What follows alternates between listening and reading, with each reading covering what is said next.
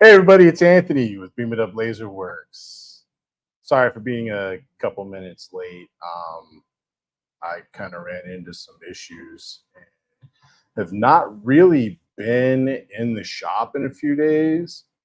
And it's been kind of tore back because I've been doing a bunch of changes and whatnot, still trying to get everything laid out properly. And of course, I have just trying to get everything set up. It's been terrible. So sorry, I'm trying to get the YouTube feed caught up.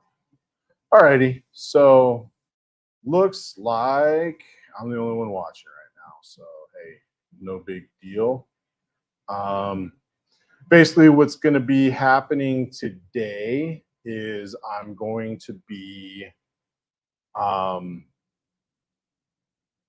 kind of messing around with some similar superconductors. So Umburry.com, I got this nice superconductor coin. I haven't even taken it out of its holder yet. I opened it to look at it, but that's it. I got the package in today, and yeah, so boom.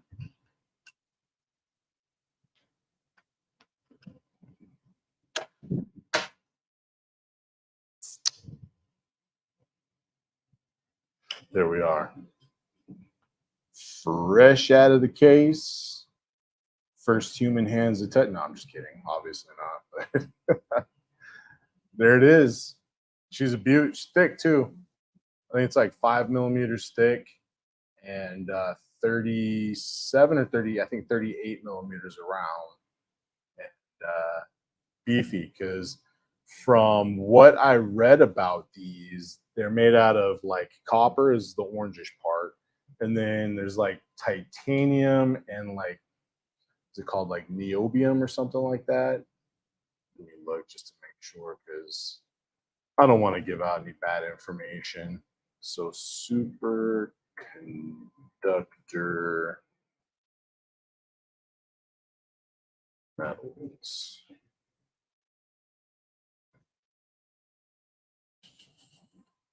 Superconductor rod.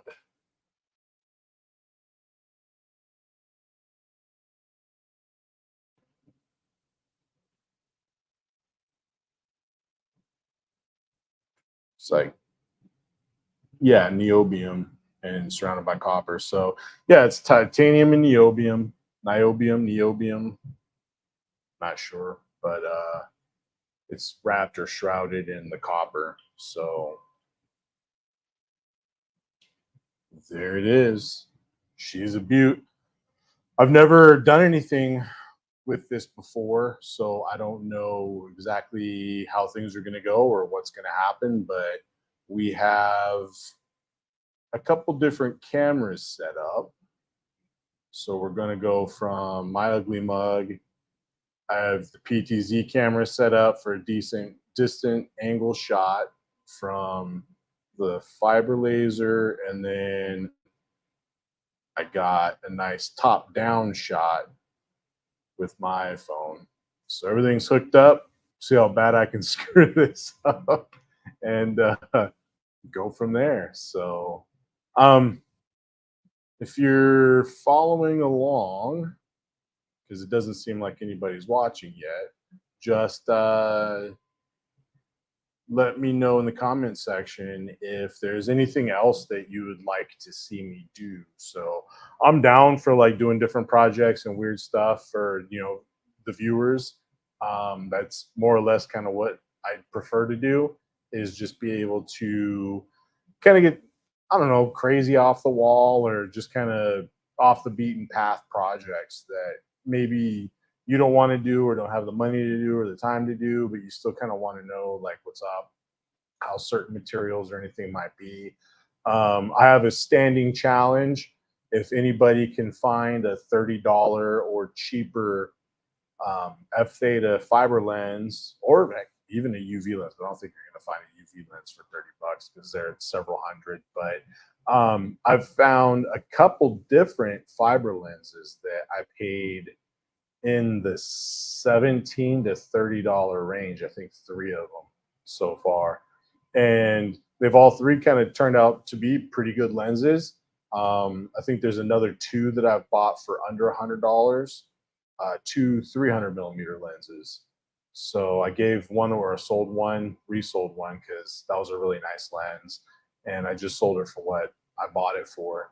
And then there's another one that I still use to today. It's in the 30 watt right there. So I don't know if you run across a crazy off the wall kind of experiment that you want to do, or if you have the down low on a dirt cheap lens that you kind of want to see if it's going to work or not, then let me know. But without further ado, I was hoping there'd be a little bit of viewership so we could get some interaction going and maybe take some votes.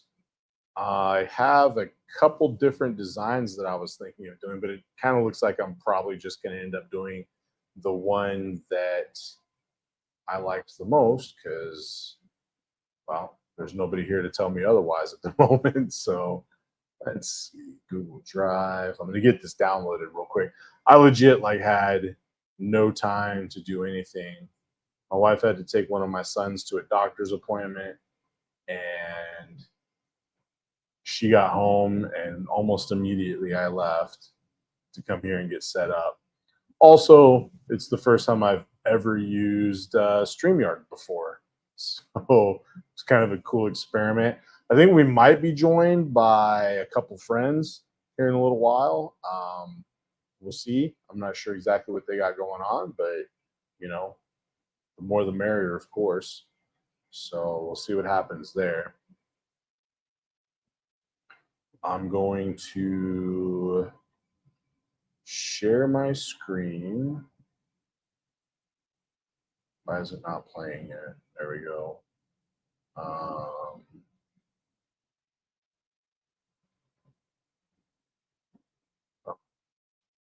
Looks like my Lightburn license is up in about a week.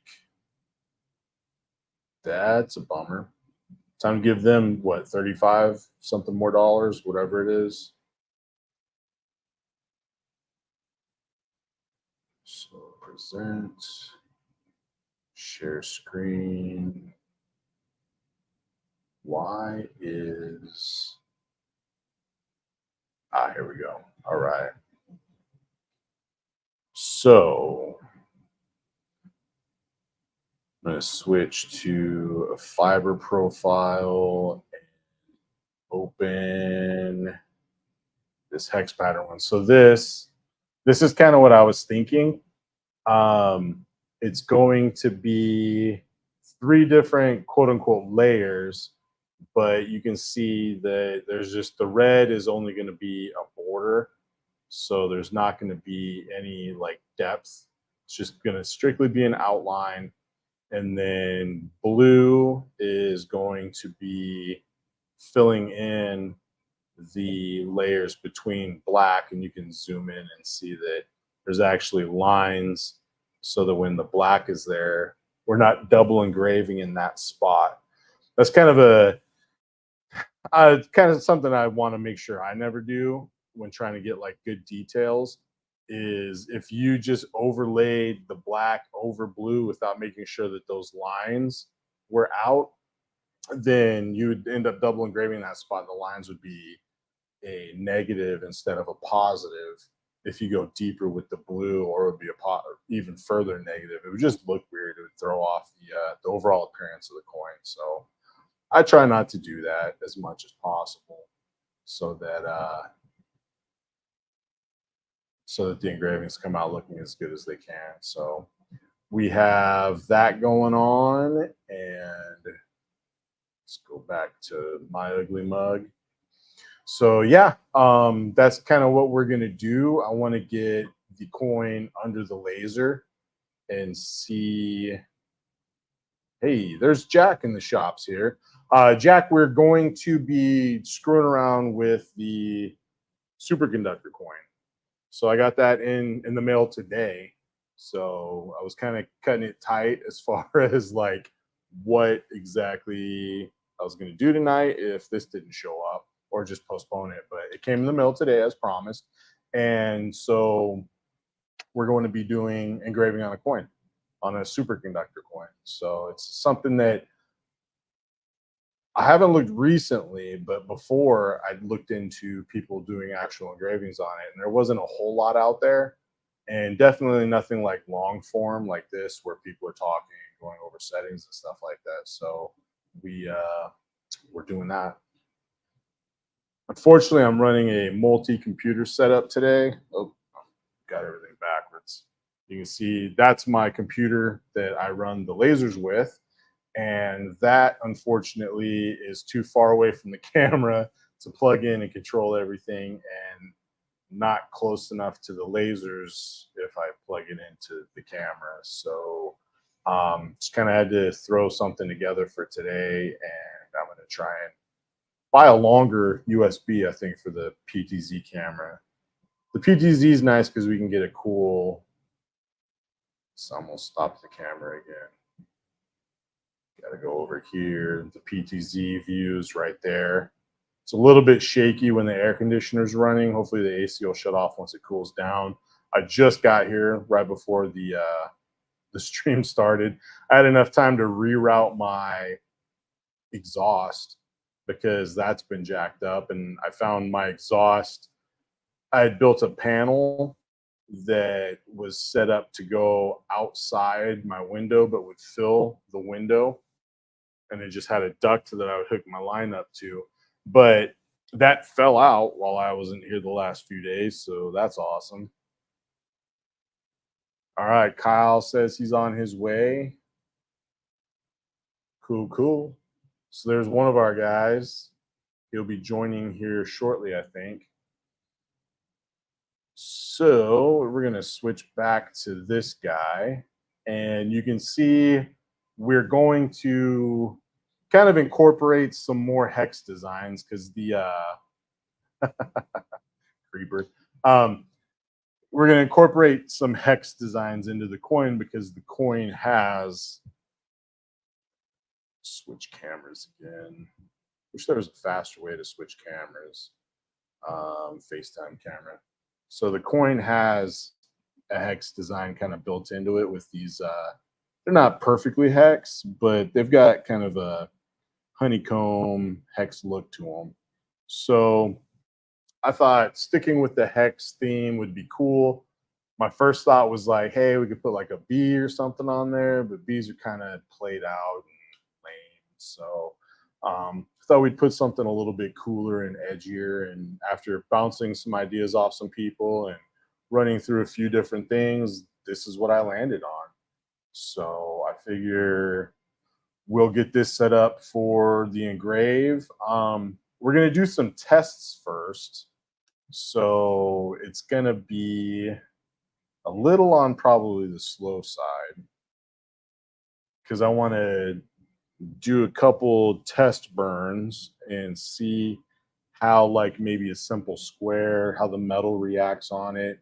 Because having like a composition where it's like metal shrouded around another type of metal. I know titanium reacts way differently from brass, reacts way differently from steel. So having titanium, and another thing I've never engraved on, copper. And then the titanium is mixed with niobium too. So it's like a triple, quadruple mystery. So, I mean, I know how titanium reacts, but I don't know how it reacts when mixed with niobium. So, yeah, anyways, I'm getting long-winded, but we're going to go ahead and throw this on the old laser so we can actually swap cameras again.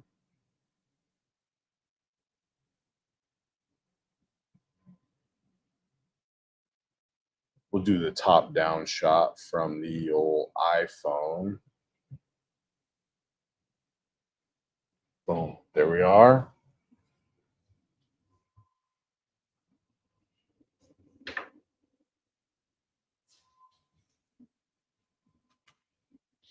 One thing I've learned that's different about this SFX laser with my lasersonly.com laser, if I turn, I have 3 switches on the front panel. So if I turn from left to right, so I'll go left, middle, right to turn it on, and then right, middle, left to turn it off. If I accidentally turn the left off first while the right's turned on, a few times I've had like a discharge from the fiber source. Um, every time with this SFX one, if I turn the fiber source on before turning off the e-stop, or turn off the e-stop before turning off the laser source when I'm powering it down, it'll discharge 10 times out of 10. And with 50 watts, I don't really want that. So it's an interesting thing that I'm trying to train myself on this one. It was easier with the other one because it's just sequential, blah, blah, blah. But this one, it's like backwards. I wouldn't think to turn off the e-stop and then turn on the source. It's just not my intuition. Obviously, it's something I'll have to get used to. But yeah, so the laser's on. And I'm just going to make a square.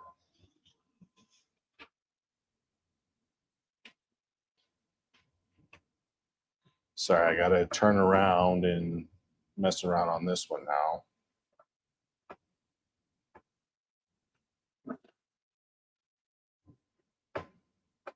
I really appreciate it. Looks like we've got 4 viewers right now. That's awesome. I might be one of the viewers because I've got my computer logged in. But I can close that out because I didn't realize I could see comments here. So that's cool. We'll see if my viewer count goes down.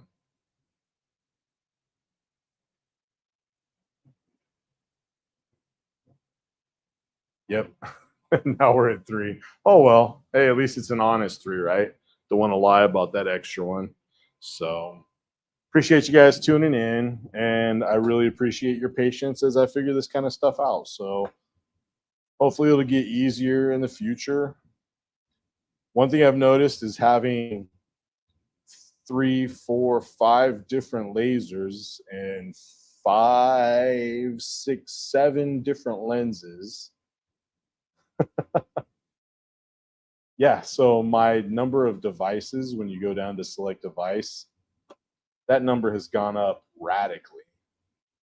So I have to scroll now to get to my 50 watt 300 millimeter lens. Oh, but I need the 110 lens anyhow. So I'm so busy talking, I'm not thinking. All right, so hold shift, make the square, page center. So I've got a 5 millimeter square, not 55, come on.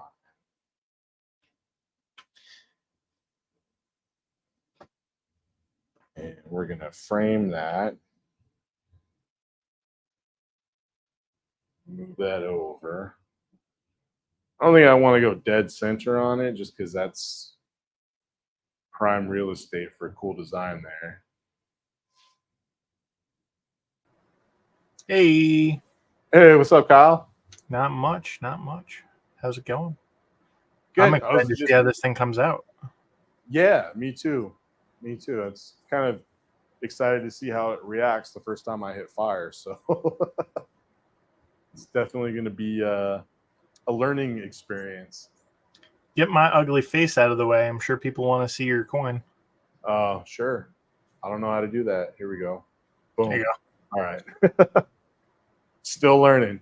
Mike C asks what the coin's made of. The coin is made out of a superconductor rod. So it's copper is the orange metal that's wrapped around everything. And then the rods inside, from what I'm reading, are a combination of titanium and niobium, most likely.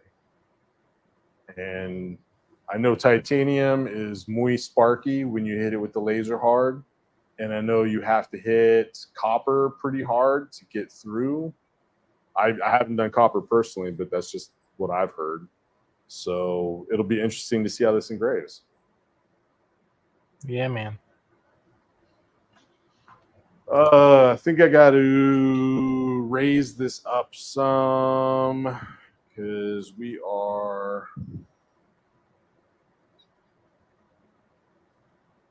doing a thick boy today.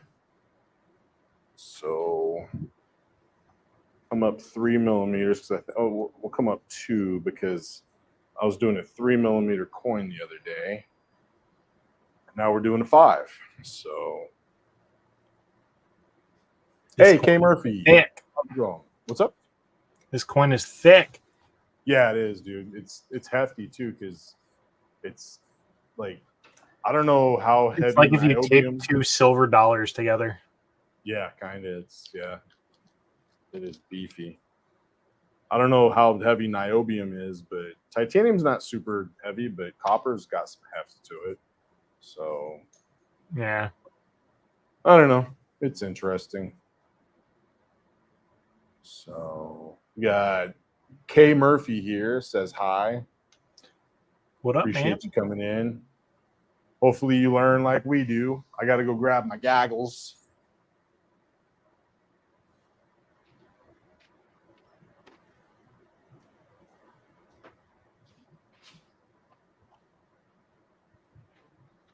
Hopefully this air conditioner shuts off soon. Yeah, it's got a couple degrees left to go. I don't know. Hopefully it's not making too much noise where it's distracting. Honestly, can't even hear it.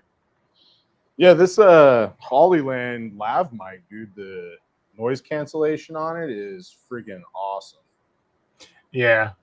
Between that and the noise cancellation that StreamYard does, it usually catches almost everything. Nice. And I don't hear anything.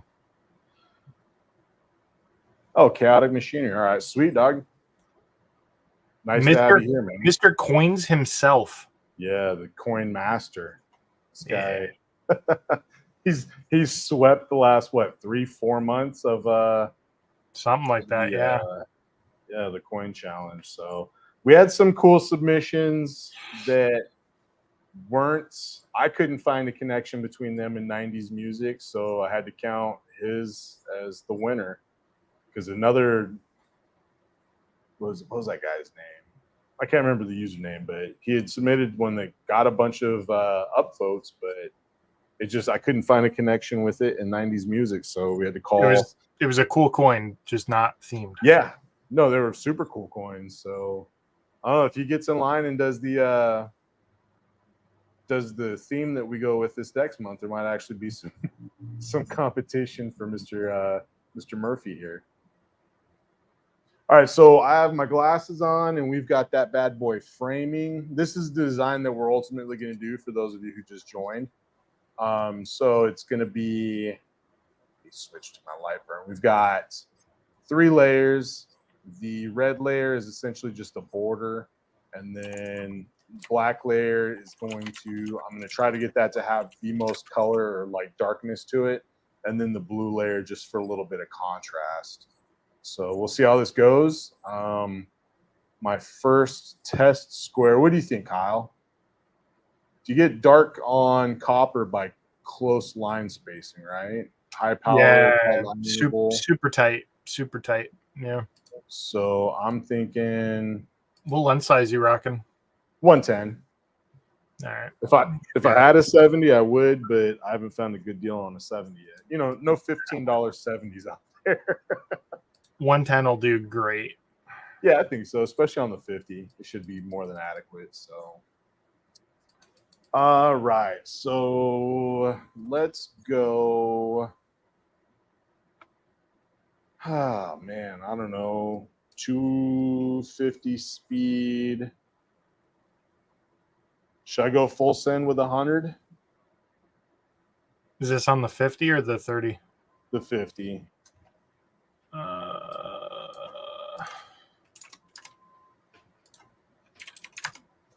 I would do 90. Okay. How fast are you going? 250. All right. It's a good starting point. And line interval, I don't know. I'm going to try like 0.009. See what that does. So we got it set there. Glasses on. And There's that titanium. Oh man. Rocking out. All right, so that was a 5mm square. And as you can see, there is some pretty good darkness there. Oop, trying to get it centered on the camera. There we go. So it got some decent darkness.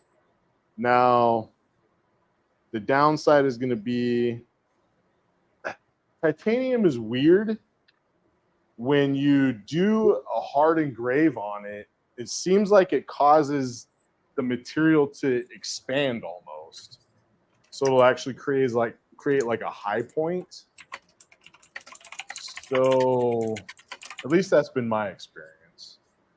Let's try running another one with crosshatch, and we'll see what it ends up looking like.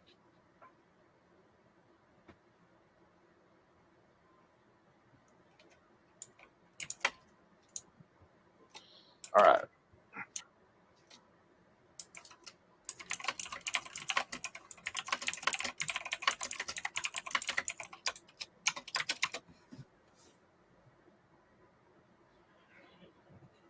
So we're going with the crosshatch now.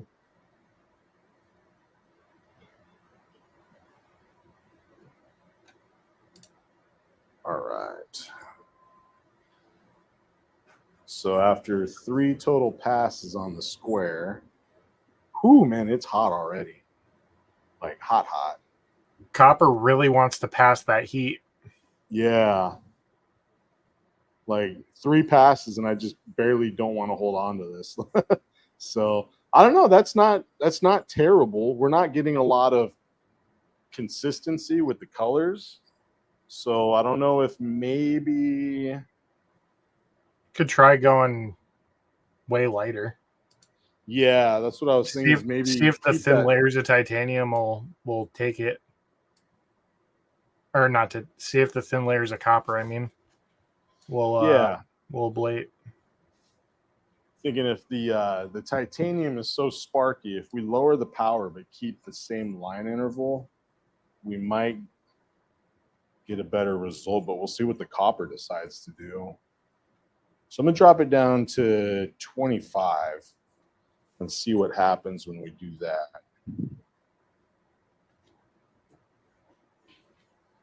Says a huge difference with the amount of spark. Yeah.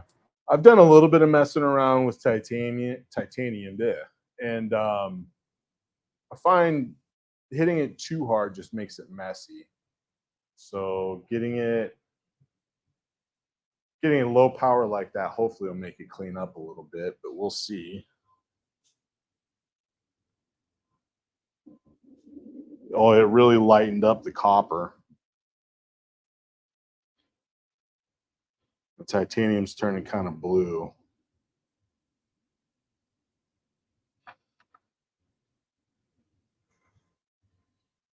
Let's get that.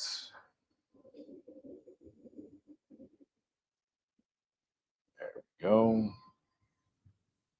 All right. So I wonder if I slow it down some with that tighter line interval.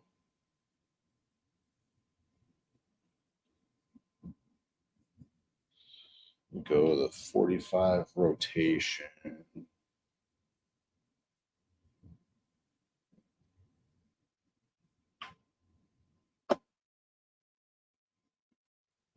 You think slowing it down like maybe 150 might help? It might, yeah. Let me see. I'm just worried the copper's going to need a lot of heat, and the titanium's just not going to like that. Yeah. What? But I mean, I might be able to just at the end sand it down so that the copper takes the dark color and then knock down the titanium a little bit, possibly. I'm not sure. Because then it'll lose its color, but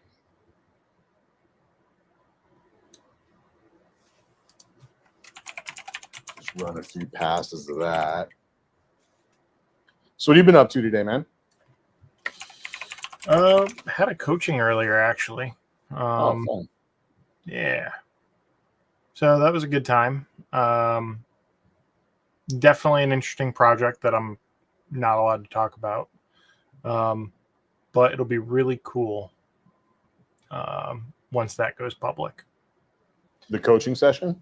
The coaching session won't go public, but their project will be. Oh, sweet. Yeah.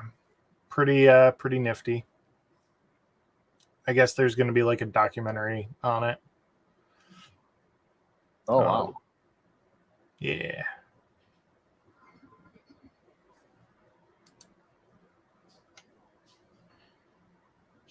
So it seems like the copper's getting a little bit darker. Or am I just tricking myself into thinking that? I think the edges of it might be just catching that titanium or whatever it is. Is that titanium-ish material look like it's like flaking on the surface? Not really.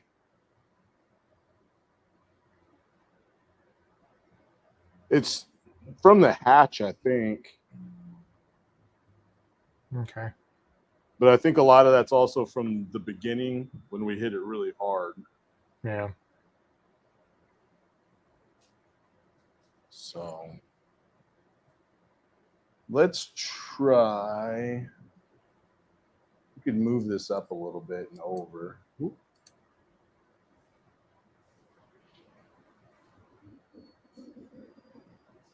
Yeah, we could leave that there. And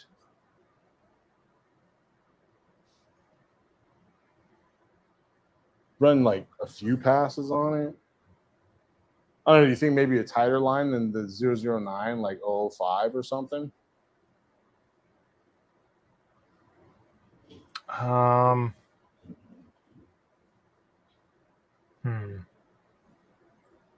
You could try it.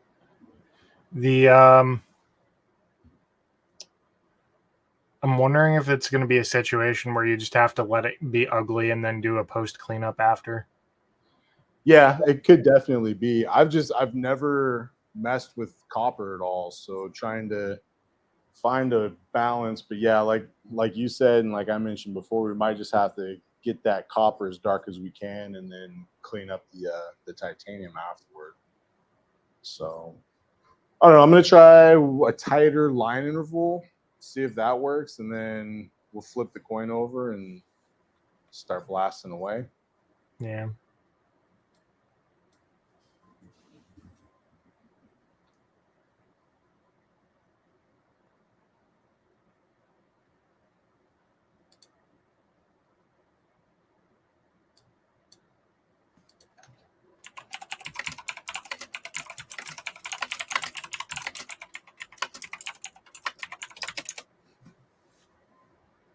All right.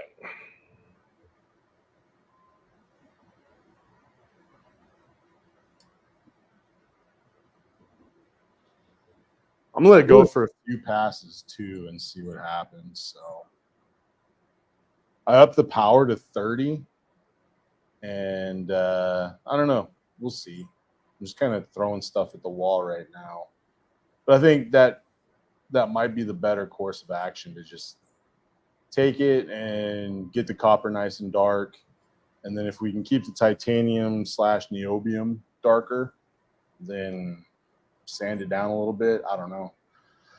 Part of me thought, hey, maybe we could create a cutout of each one of the titanium X's and then cut that out of the design and set them on separate layers to get Oh my God. But that would take hours. And the alignment would be a nightmare. Yeah. Be cool though. It would be kind of cool.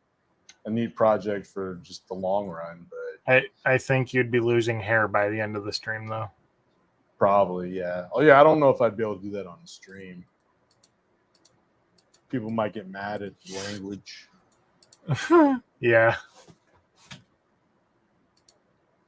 If you guys in chat have any ideas, I mean, we got 6 people watching right now. So if you have any thoughts on something that we could try, or you have any experience with this, then I am all ears. This is something that's brand new to me. So if you've got something I can learn from, I'm down for that.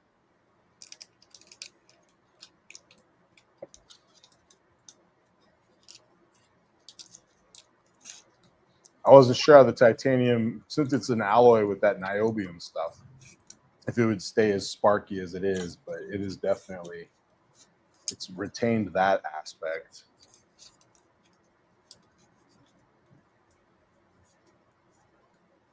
You can see, can you tell I've been doing a few coins lately? That nice powder stream going on into the exhaust. I took that vent off to do another thing, and when it hit the ground, you should see the pile of brass dust that fell out of the tube in the vent. It was hilarious. Yep. It was like almost enough where you could pack it and heat it and maybe make another coin. Oh my God. Well, because I did a project for a guy where it was like 12 brass coins, and then the handful. And they were all deep engraves, right? Oh yeah, for sure. Yeah, they were all deep engraves.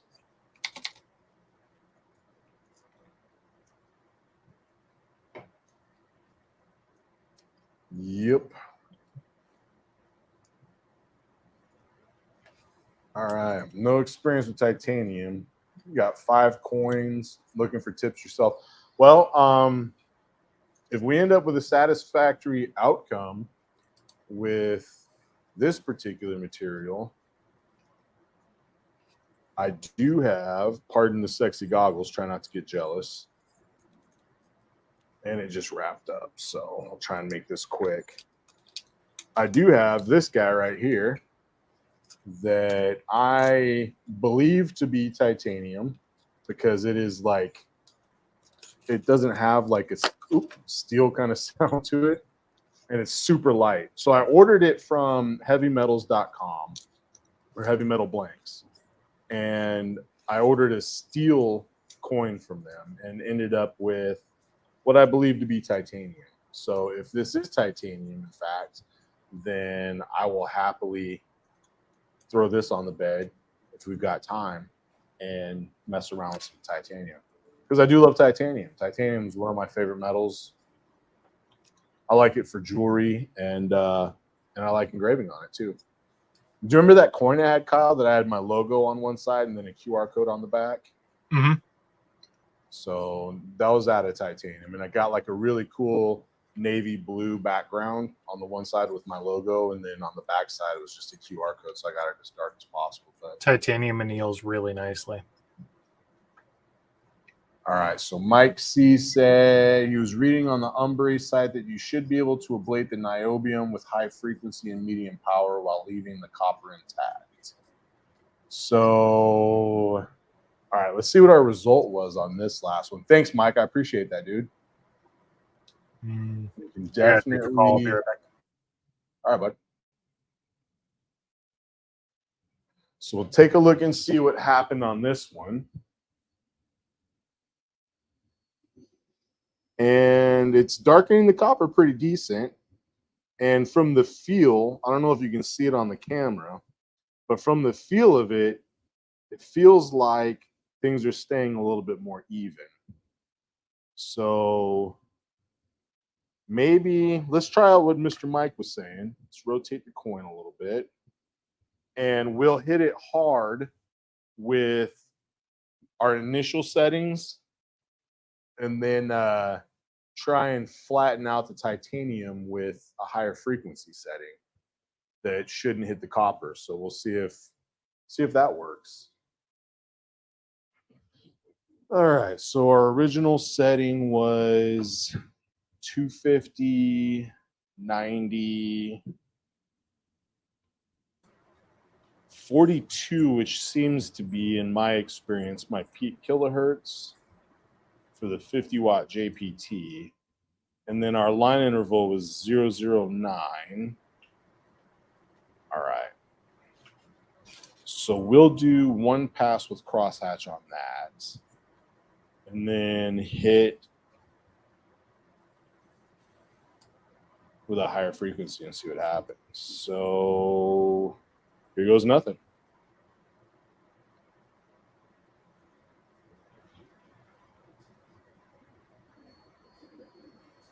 What did I do?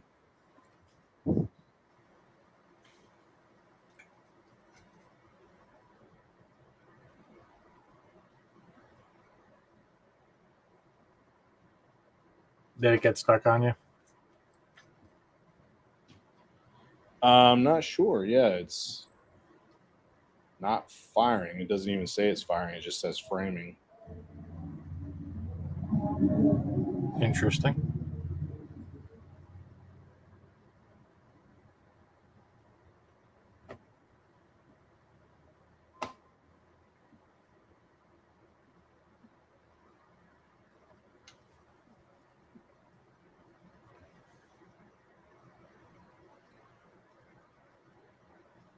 Oh, that's why. It's stupid.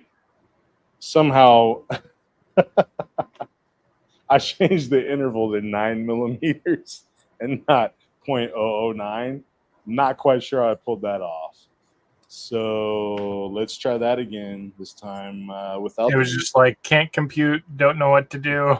Yeah, it's like you want me to put 9 millimeter lines spacing on that 5 millimeter square, huh? So yeah, we're going with the. I don't know if you heard. We're going to go with the original pass that we had that blackened up the copper nicely, and then we're going to lighten the frequency and lower the power to ablate the titanium and niobium.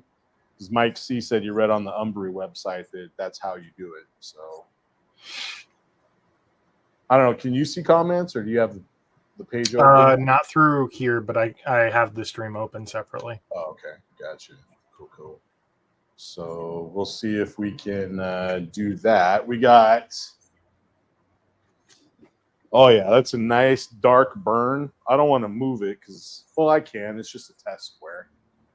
I don't want to move it mostly because I know this mofo is going to be hot.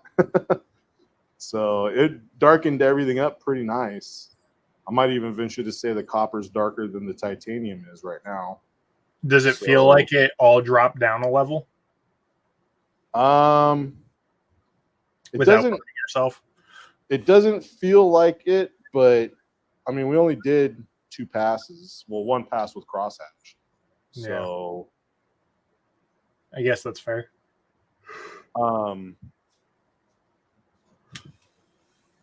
So let's see.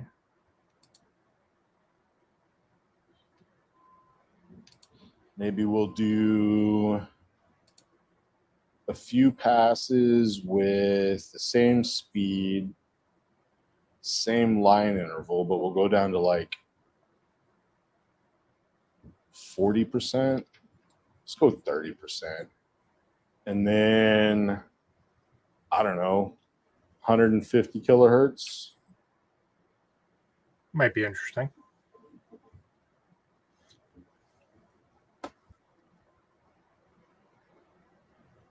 And we'll do 3 passes. Yeah, so you can see even at that high kilohertz, man, it just wants to. Yeah.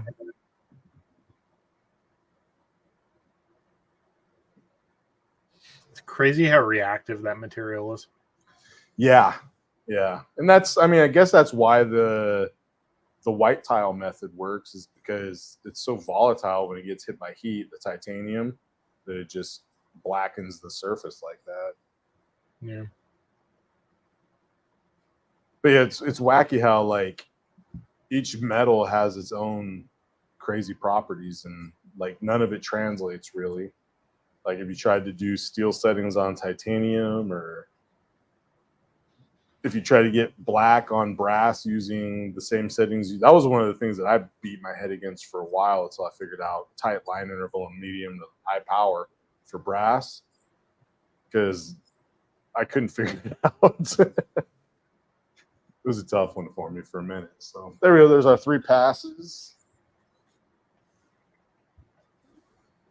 And it did lighten the copper back up, but it actually feels like, I don't know if you can see. It actually feels like it lowered the titanium alloy down. So let's see if we lowered the power some to try and smooth that out and jack up. Let's go to 200 on the kilohertz. Let's see if that. Just trying to even it out a little bit. Yeah, trying to smooth it up because I don't know how well you can see in the video, but it's got kind of a real grainy surface on it. Yeah. So yeah, that looks a lot less sparky.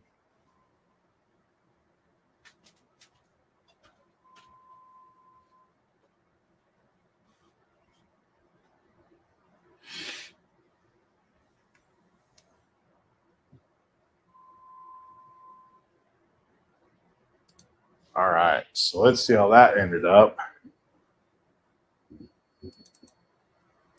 Oh yeah, I feel like that looks smoother. And it definitely, you can feel it kind of going in. So I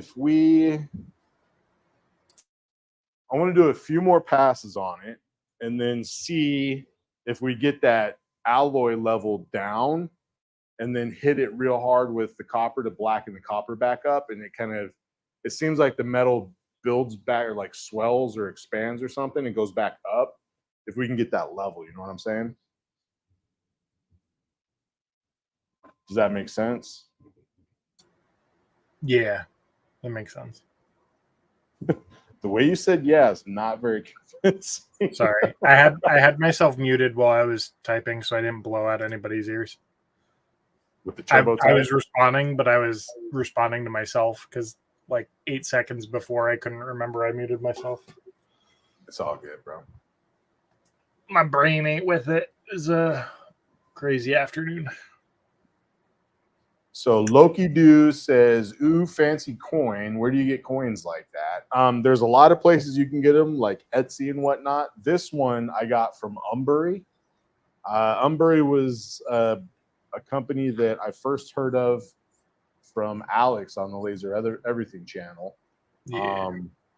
And I started buying coins from them. And I've bought probably a couple dozen brass coins, a couple titanium coins. I actually have a titanium dog tag that I made one for a buddy for his kid's dog. It was like a literal dog tag. And then I had one that I kind of messed around with. And then this one, the Superconductor coin. So this one's made out of a turned down superconductor rod. The orange metal around the smaller rods inside is copper, and then the smaller circles, the honeycomb shapes, are titanium and niobium alloy, from what I've read. So these are two metals that seem to be reacting very different from each other on the laser. So we're just trying to kind of figure out a way to make them work together. It's a whole new level of challenge on top of challenge. Yeah, so we're getting a good recess. Wow. So I'm going to say let's go back to full bore and see how it turns out.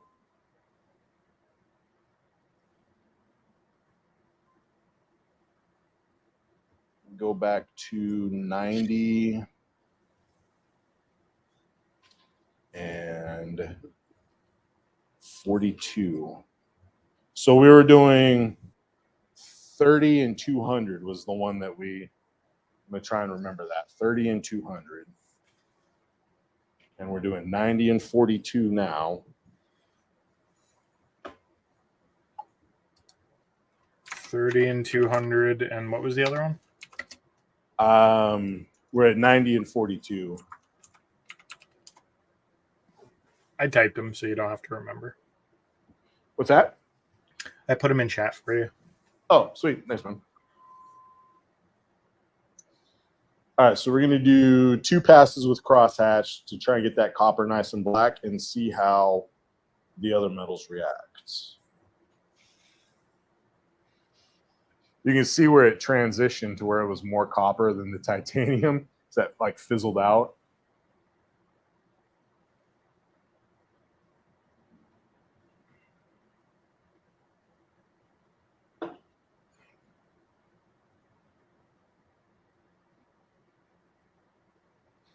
Again, if anybody in chat has any ideas or thoughts, or they've ever worked with this stuff before, feel free to chime in. I am very receptive to any kind of feedback.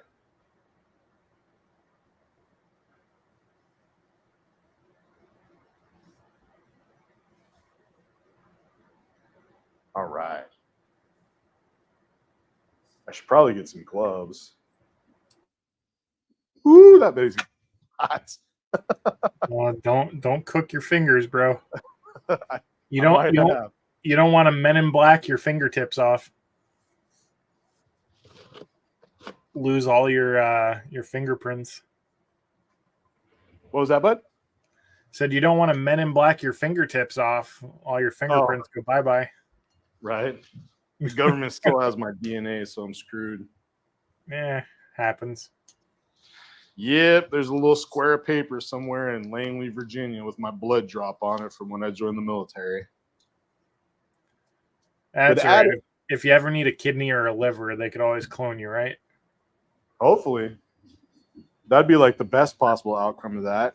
So actually, okay, so the titanium and niobium are still a little bit recessed, but that, I think, turned out pretty stinking good, huh? Yeah. I mean, you definitely have your subsurface with both materials, even though one's lower than the other. It could be worse. So you're going to get some articulation out of that, which is nice. So I wonder if we hit it one more time, if it'll bring down the copper some more and maybe bring up that titanium mixture. Let's hit it one more time for science. You only live once, bud. What's that? You only live once. YOLO. Oh, yeah, YOLO. All right, so Mr. Murphy was asking if adding air assist would help. With maybe cooling it back down, yeah. It would save his fingertips for sure. Yeah, probably. The superconductor is a really good. Have you seen those like YouTube videos where people levitate the cubes of superconductor over a magnet because they drop the superconductor in like liquid nitrogen, and when they do that, it causes like some crazy polarization where it'll like levitate over magnets and stuff. It's kind of trippy. Yeah. So this stuff is a very good conductor of thermal energy, negative or positive. So it will take it all, is really what it comes down to. Good thing Matt's not here right now. How deep? Ooh, it'll take it all. Yeah. Speaking of which, we got 10 people watching right now and only a couple of likes. We should smash that like button. Get subscribed if you're not. And the more likes, the more people this video will get in front of. And Anthony deserves those views for sharing knowledge. So yeah, it definitely looks like we're getting deeper with the copper than we are the titanium. Yeah. Oh, deeper with the copper? Yeah, it does. It looks like that now. Man, I wish I had a better camera. So bouncing between those two settings, you're kind of balancing it out, I guess. Yeah. Let's see. Interesting. To I never would have thought the copper would have willingly dropped down faster. So you can kind of see. I'm hoping it doesn't help that there's that glare there, but we can see it. Kind of see to the sides of the circle where the ridge is at, where it's definitely engraved deeper on the copper at this point. So, those last couple shots must have just really dug in, because earlier you could feel, but we're getting good depth. on both of them. So that's a plus for certain. So at this point, we could just kind of keep in mind that we have to balance those out. I wonder how deep we can take. Let's take since this is the backside and we've got 5 millimeters to work with, let's take that niobium down some more, or titanium, or that alloy. So we're going to go back to the 3200.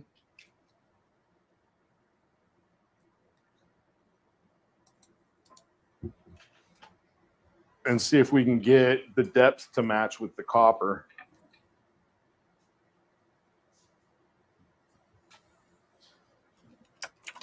And if we can shave that down just a little bit more, then I think we'll just be ready to do an engrave. It kind of seems like we found the trick, is maybe get the copper down and then shave the niobium titanium down.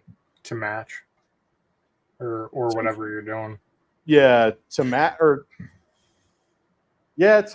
or to even go a little bit below, because when we hit it hard, it seems like it builds back up, like it, I don't know, like it breaks down. Oh, I left it there instead of it like it breaks the metal down into, and it like almost foams up. You know what I'm trying to say? Like, yeah, you know those fireworks when you light them on fire, it kind of like the dog turd. Oops. Yeah, the dog turd.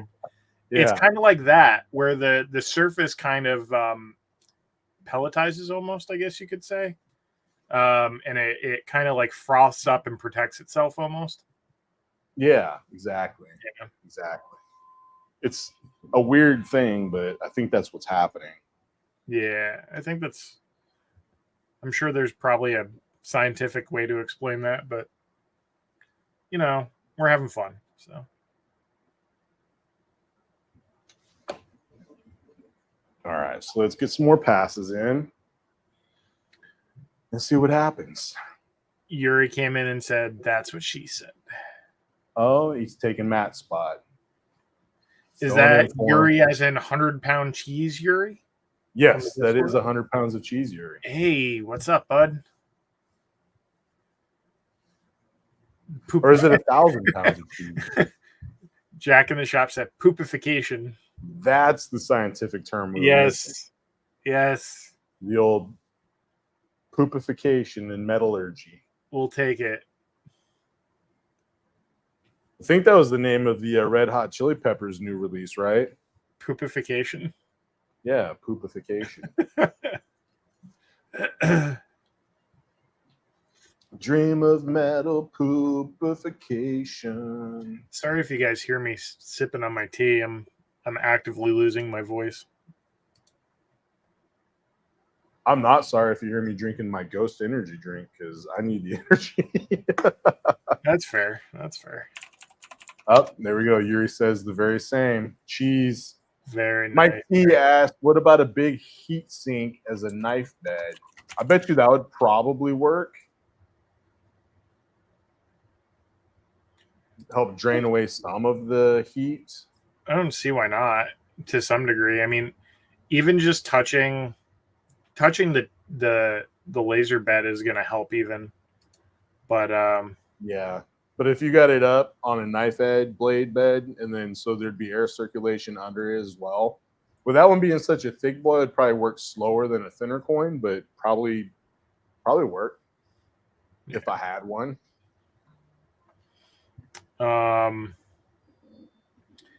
Active airflow, like a fan or a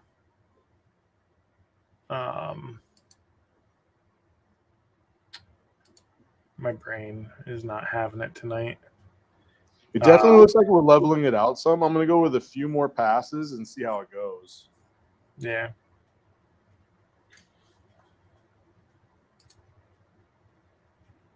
I think we're kind of onto it, though. Like, as far as what the system's going to be, if we're going to get a good design. Yuri, you ever mess around with semiconductor or superconductor or titanium or any of the fun stuff?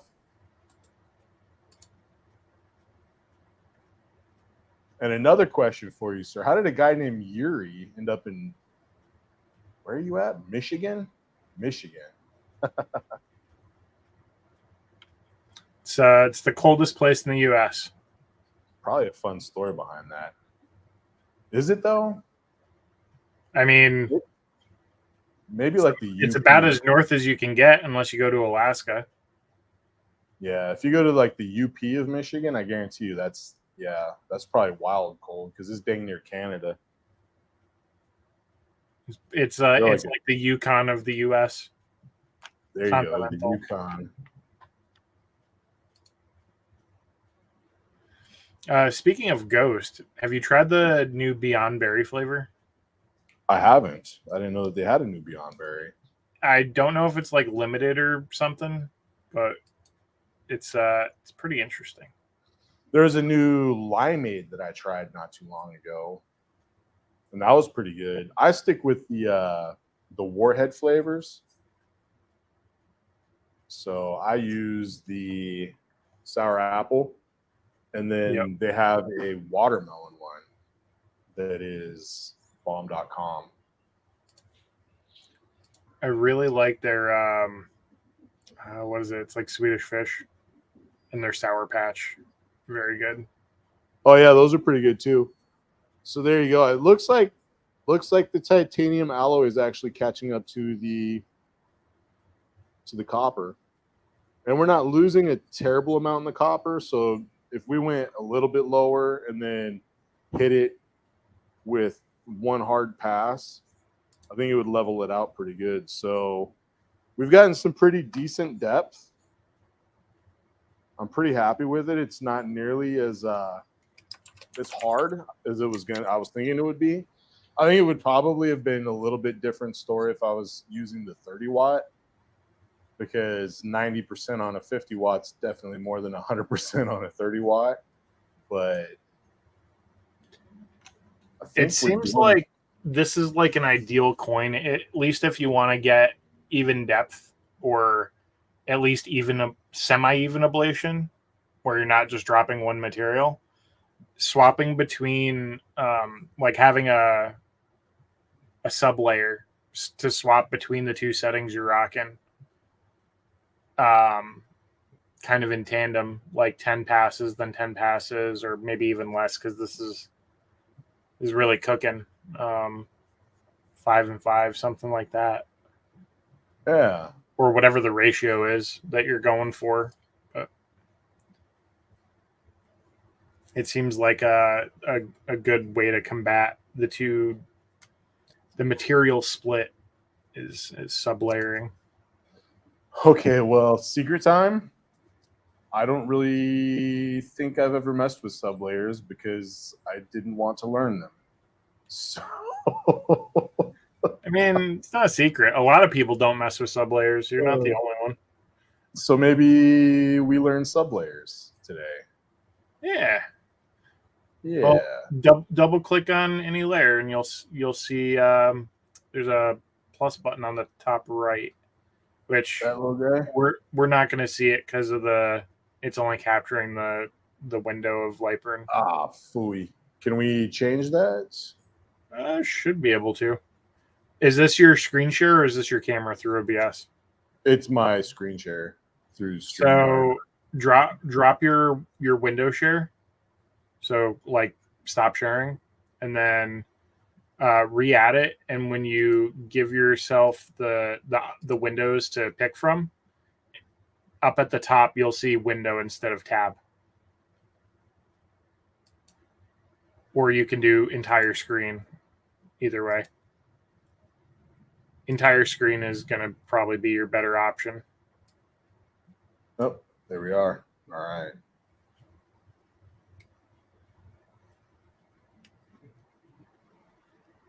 Oh, wow. That's trippy.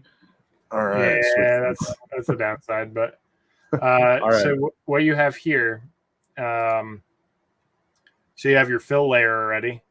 Instead of rebuilding it from scratch, the easier way, if you want it, go ahead and minus that one. I'll show you a trick.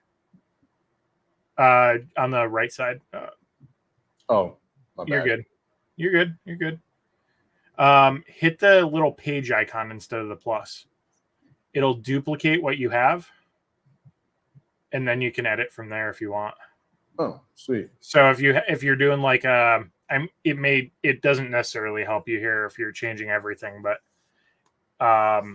so like if you're doing like a titanium coin, for example, right, where you'd have like an engraving layer and then maybe like a cleanup pass that you wanted to mix in. Yeah. If you were like doubling the frequency and dropping the speed or whatever you were doing to do a cleaning pass, it allows you to duplicate the layer, so you only have to change the two things.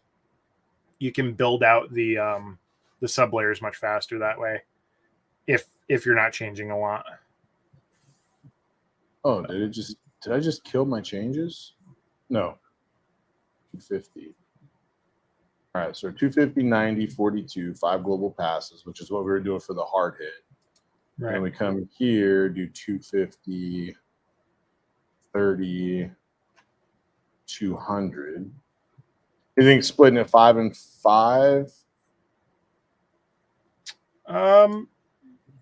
We can give it a shot with a square. We'll do a test square real quick. And then 5 and 5 I think is a good bet, because I mean it'll be, how many were you doing so far at a time? 2 and 2? it was like 3, 4. Yeah. So if you do 5 and 5, it'll give you a good indication of if it's going down even or if you want to adjust one or the other.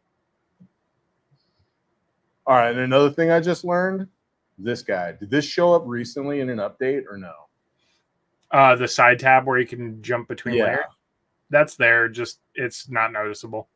How long has it been there though? Please a don't long say time. the whole time. A long, not the whole time, but a long time. Longer than I can recollect when they changed it, but it's been there a long time.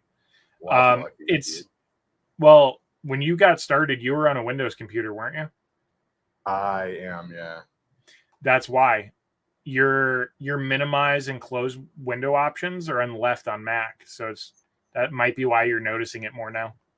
Maybe, yeah. I'm ashamed of how much time I spent in Lightburn and didn't change layers in that. It's not a you thing. Okay. Well, that makes me feel a little bit better. I'm very very guilty on that one. All right, so we're going to copy it and build a new one. Change that to 30 and 200.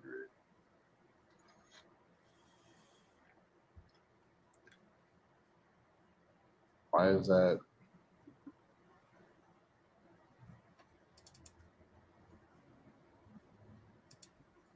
Oh, I probably only have it set up, so it's probably going to let me go to 80, huh? Yeah, you can see I never use this one to actually put powers and stuff in. So I don't even think this one's set up for a JPT. I'll do that. I'm going to shoot this over to my other computer and do the settings that way. And let's see.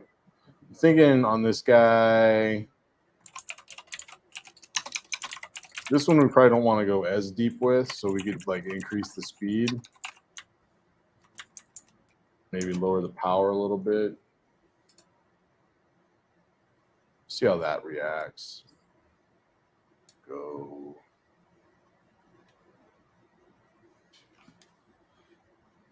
All right. Jack said he made some homemade lemonade yesterday with just a touch of sour apple Smirnoff in it. That sounds tasty. Yes.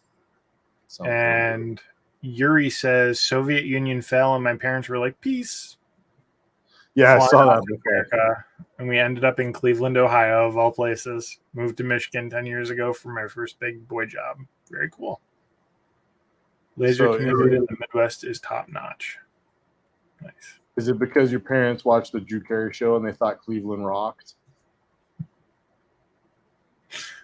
What was that other show that was filmed in Cleveland? Oh, crap. I feel like I know what you're talking about, but I'm drawing an Hold on. absolute blank right now.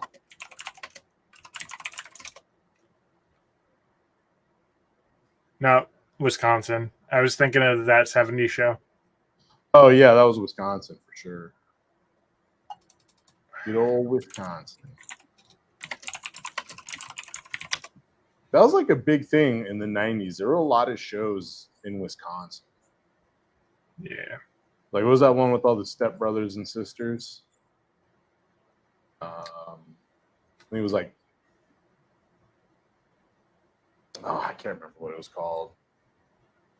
But yeah, there was like a disproportionate number of Wisconsin-based television shows. I don't know why, and I don't know if it's even accurate, but when I think of Ohio, Ohio, I also think of Wayne's World. And I don't even think that's accurate. I think that was also Wisconsin and California or something. Maybe.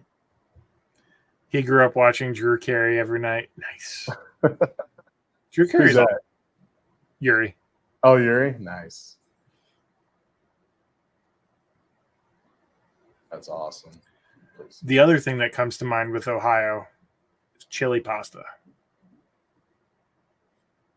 Chili pasta. Yeah, man. Is that like chili mac, where you have chili with macaroni noodles in it? Kinda, yeah. So a lot of the time, it depends on where you get it, right? Because every region of that area does their own thing, depending on like what your restaurant is. But you got like the typical is you have your pasta, whatever it may be. You throw chili on it, and then you add like shredded cheese, and then you do like some places will build it up like a loaded hot dog. So you'll do like onions or bacon bits or whatever. But just pasta, chili, and cheese is for me, man. So good. It's totally underrated. And it's like a step up if you're just tired of pasta sauce. It's really good. Yeah, when I was in high school in Wisconsin, they'd have chili mac every once in a while. And it was basically that. I mean, they didn't put the onions on it for obvious reasons. You don't want a bunch of teenagers eating onions at school. Yeah. Yuri says Cincinnati, it's really big. Skyline chili, yep. My girlfriend's family is from that area, and every time they go back, they go and eat there, or one of the other various places. But yeah, it's so good.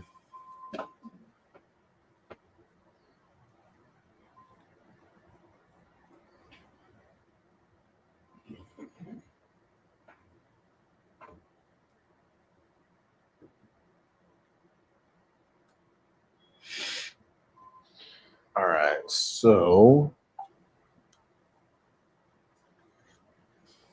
35 millimeters looks like it's going to be a little bit too wide since that coin's only 38.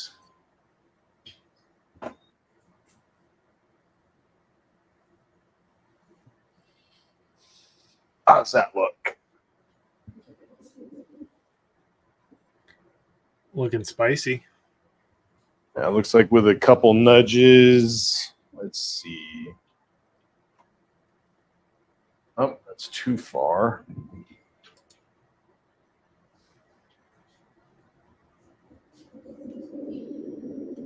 I'm looking at building a macro board to keep by my Galvo lasers, so I don't have to go back and forth to the computer.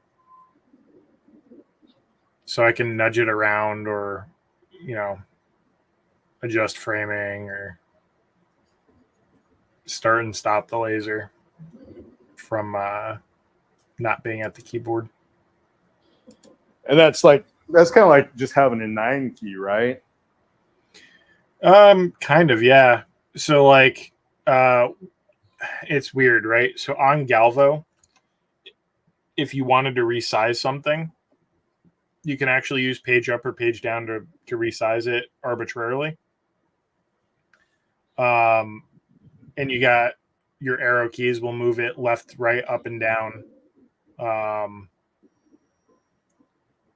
When you're you're in framing as well. It'll physically move it in your workspace. And then you can basically macro in a start and stop function. And yeah, it's just nifty. It's just a quality of life thing when you're trying to align stuff, so you're not, spending 40 minutes going back and forth like I tend to do, because I'm slow and a perfectionist, and I missee things and I adjust things when they're already perfect, and then I have to fix them.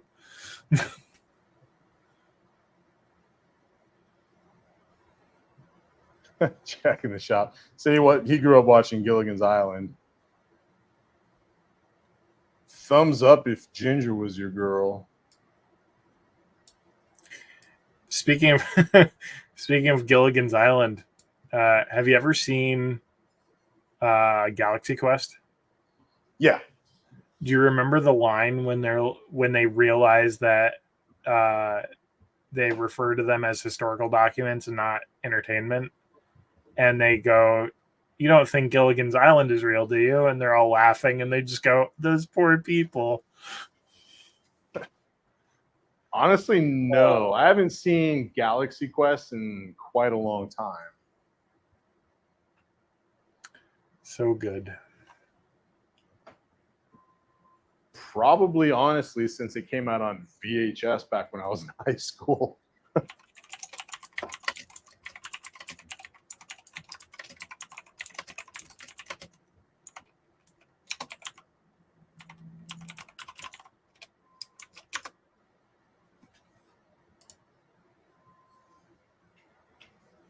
All right, so I've almost got the layer settings set up, right?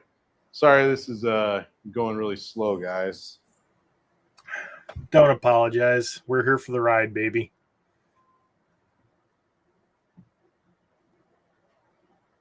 So I'm thinking with blue, I kind of want the blue to be a little bit lighter. So I'm thinking maybe instead of 90 power, we go with like 50. So we could try 50 power on both. Oh, no. Probably want to keep that. Maybe make that. I'll probably keep that the same. Yeah. And then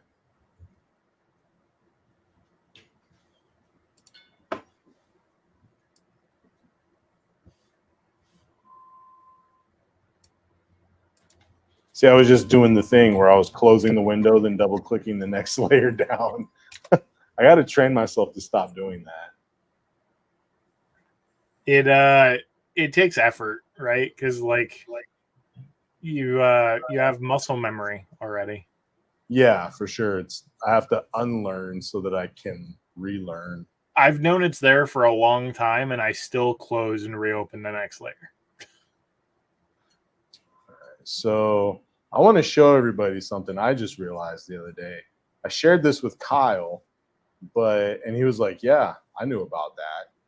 If you're a Lightburn user and you have your stuff set to millimeters, like any sane person does, because who uses inches?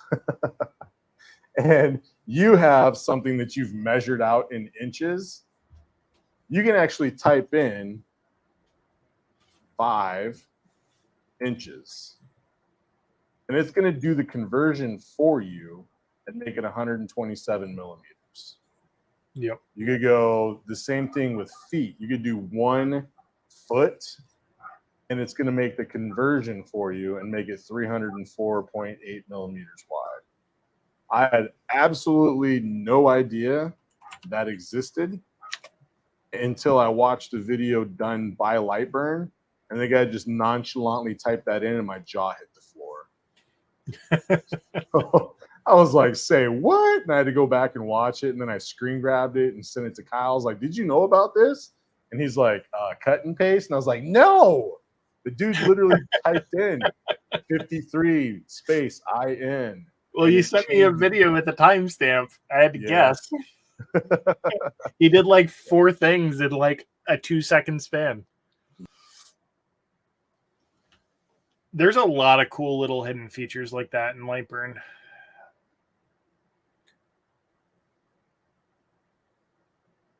Switch to you. There we go. All right. I closed it out on accident. I had to re-enter it. Whoopsies. Yeah, rookie mistakes. All right, so I have blue set to a lighter shade. Red, let's switch back to light burn. So basically we're going, this is going to be kind of, the red is going to be an intermediate. So it'll actually hopefully end up being a little bit deeper than blue. And then blue will end up being a little less deep than black. And we'll just see how that turns out. And we're going to do multi-passes with both of them. You can do 5 and 5, 5 and 5, 5 and 5. So Lilu Dallas multipass. What's that? Lilu Dallas multipass. Yeah, what he said. It's Fifth Element. Sorry, I'm in a dorky mood tonight. Oh, okay. I do type inches and millimeters in the boxes, but I click the inches/millimeter button a lot too. Okay, so I caught Yuri off guard with that one. It's like Jack probably knew. So it's those little golden nuggets. Yeah, Somebody, a bunch of people like tomorrow are gonna be like, "What?" Yeah, I refuse to switch to inches for anything, but I sometimes have to measure. Like right now, I'm doing a sign that I have to use the pass through with. So I'm measuring everything out in inches, and it just helps to be able to plug it in millimeter or in inches, and it does a conversion for me. So it's a really handy feature. So if you guys ever use that, then you're welcome. And if you knew it and didn't share it, then thanks. Jack says, he goes, well, you use CNC a lot too, so I'm sure that it's not it's probably a lot of inches to millimeters and stuff. It actually, like, it's got an amazing value too, because if you think about it, like if you're doing signs a lot and you get a shop who's like, I want it this big by this big, and they're definitely working in inches. Yeah. In the US anyway. Like there's like a 95% chance they're only working in inches. And when you tell them millimeters, they're like, I don't know what that is. Yeah. So they're like freedom units, bro. And like even my parents are like, I need this cut out on your laser. I'm like, okay, what size? They're like 42 60 of an inch. I'm like, what the hell is that? Which, by the way, those boxes will accept math equations too. So if you wanted to, let's say, like, you have your scale, your percentage to the right of those. So, like, whatever size they are now is 100%. You can set them to 50%, and it will cut the size of that dimension in half. Or if it's locked, it'll cut the whole thing down 50% size. But you can also put a divide by 2 with like the \2 for dividing. That works as well. Or multiply by 2. Oh, really? That works in both boxes as the percentage and the scale. So if you're just really bad at working with percentages, but you're okay with like algebra stuff, do it that way. Oh, that's cool. I never knew that either. I've used the percentage before, but never like a divide by 2 or anything. That's cool. Yeah. I use it a lot for when I'm working on my digital designs that end up being like squares, but they're like when I form them or I'm drawing them, they're on like a weird arbitrary scale and they're like 50 times larger than they need to be. So I can see. Yeah. To the wine. But it's a great way to chop them down to a normal size. It's very cool. All right, so I think we're going to hit it and let it do its thing and see what happens.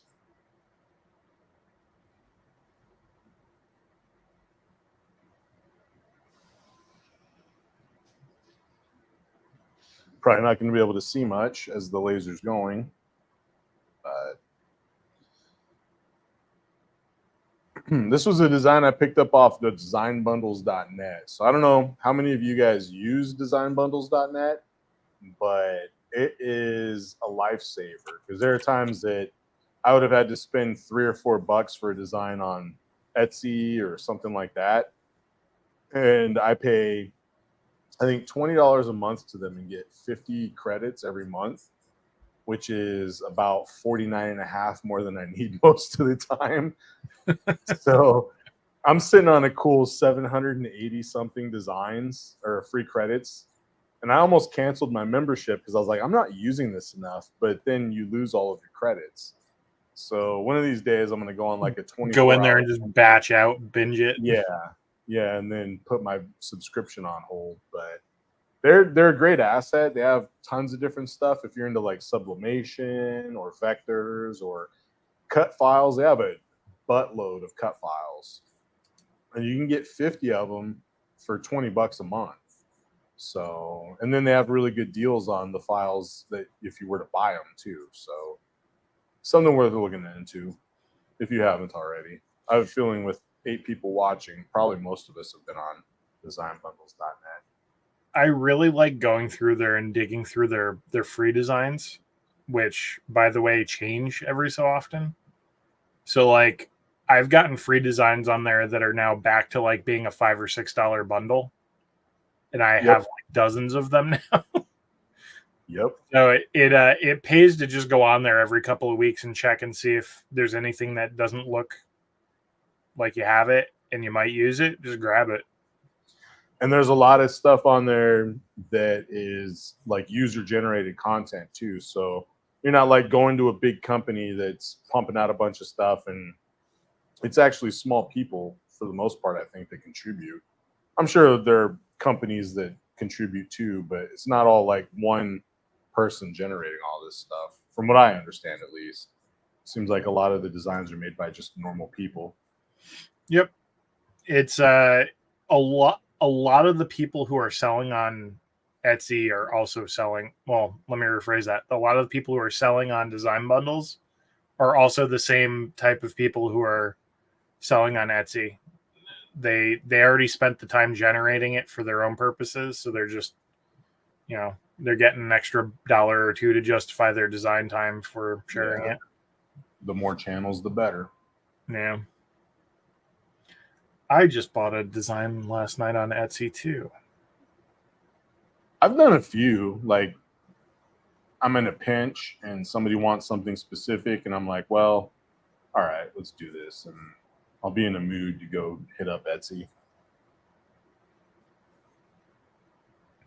I think I avoid it more times than I use it, but just because I know how many stolen files and stuff are running through there.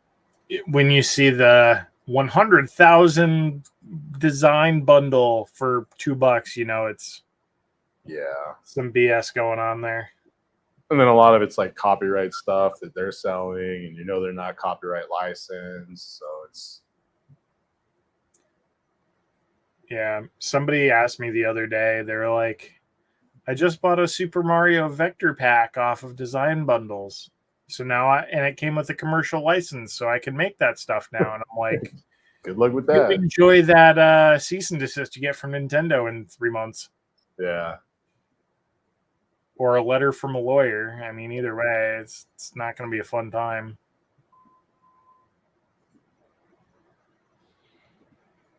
Jack says he has 2 sites you can get free project files, and I've seen a lot of them free files for sale on Etsy. Yep. Yeah, a lot of people just go through, rebundle it, and take credit and sell it. It's just rude.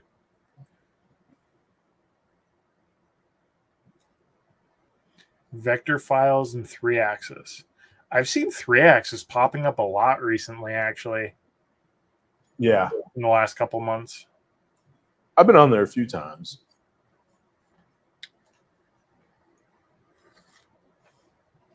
Honestly, probably like 90% of the time I find what I'm looking for on design bundles, though. So I'm pretty happy. Yeah.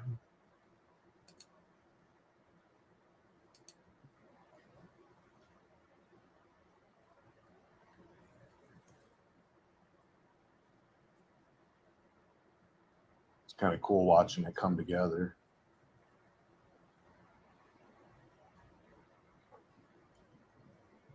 This was actually a puzzle.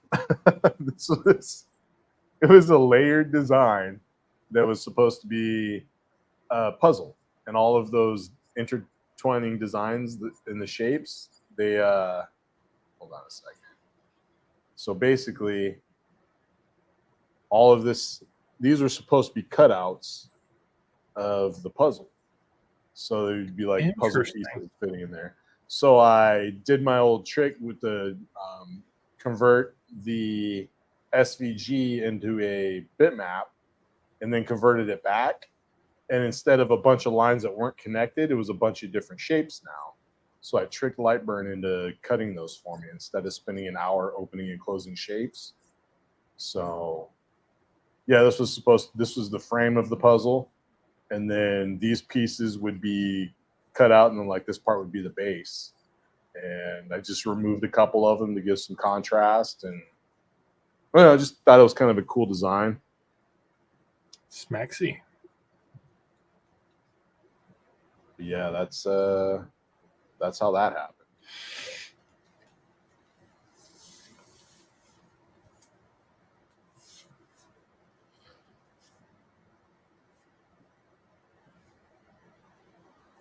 You got any plans for the 4th? Probably just hanging out at home with the puppy. Ooh, it'll be the puppy's first 4th of July, so you get to find out how she does with fireworks, huh? My neighbors have been going nuts for since last weekend, actually. So, oh dang, she's okay inside, but if we have her out and like the first initial one goes off, she gets pretty startled. But after that, she's okay as long as she doesn't have like a stranger walking up on her. If she has a stranger walking up on her, she's like got her tail between her legs underneath my butt, just trying to hide.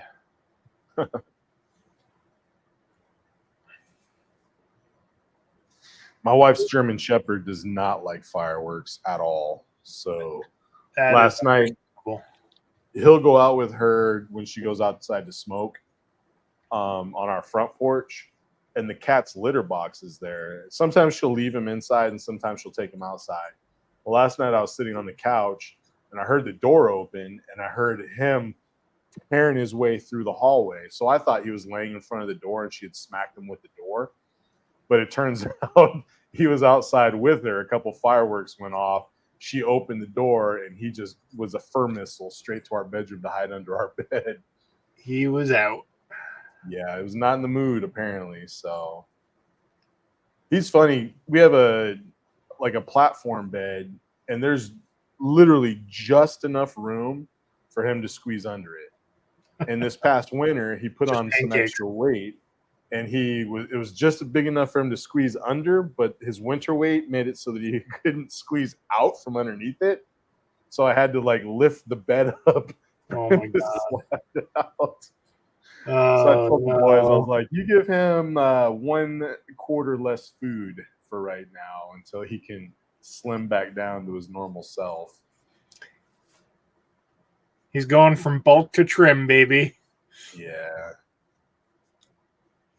He's never been like fat, but he got a little bit thick there for a minute because I think they were just overfeeding him. But it's that cold weather over where you're at. Yeah. He put on those the what do they call it? The shedding pounds for the fur. Yeah. Oh yeah, he sheds 24/7. That dog is the worst animal I've ever had in my life with shedding. His hair is everywhere. I took the vent hood over my stove. I took the filters out to clean them yesterday, and it was just like all his hair that it had sucked up. Oh, no. It's so bad. Like I have to vacuum constantly. If I vacuumed twice a day, I still think I probably couldn't keep up with it.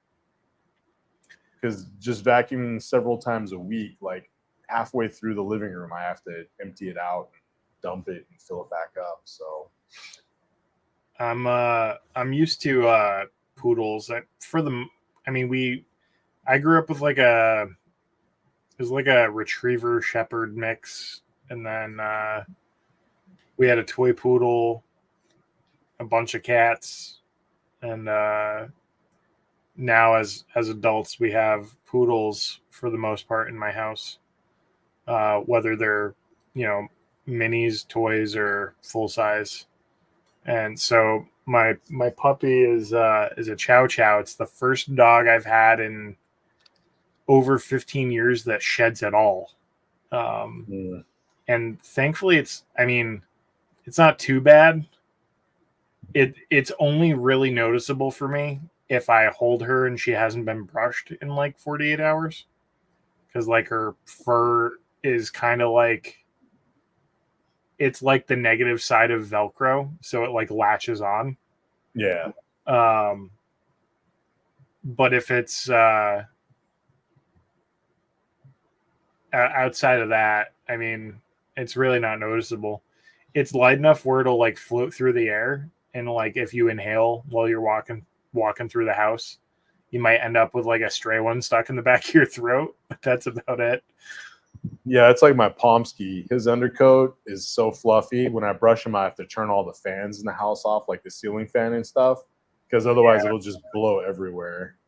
And I've ended up with that in my mouth, and that's not fun. Yeah, Because it's like, do you guys have cottonwood trees where you live? not here. Oh, okay. Out But here we have I know what cottonwood you mean, where the stuff just floats everywhere. Yeah, it looks like it's snowing. It's Yeah. crazy. And that's exactly how his undercoat is. It's like just floats around like cottonwood. We give her a bath like maybe once a month or whatever. If that, it just kind of depends. She's pretty clean, but when the season changed, we have one of those dog blow dryers. And I was blowing her out. I took her outside the garage, and we were just hanging out outside, and I was blow drying her, and she de-sheds like a husky when it's like season change. It's crazy. Just watching her fur float across the yard. Wild. The car wash in our town has a dog wash in it too. And my wife took the Pomsky there and cleaned him. And I think she spent more time after she blow dried him cleaning up the hair everywhere in that spot than she did washing him. Because she's like, I'm not going to leave this place a mess like a jerk. So she was like walking all around the whole stall, just picking up big tufts. Trying to get the floaters. Yeah. And he's gotten a lot better with like his kennel training and stuff since he's gotten older. So we haven't had to give him as much baths. At first, I was frustrated because he wasn't really gathering the whole potty training thing. Yeah. But he does a lot better now. You get the stubbornness of a husky and the daftness of a Pomeranian. Yeah. He's got he's got two brain cells and they're both stubborn as hell. I got super lucky. I mean, chows are apparently really, really good about potty training because they try to be very clean dogs and hygienic. But I mean, like 2 days from the day we got her, she was pretty much potty trained. So nice. I'm thoroughly under the belief we were just really incredibly lucky.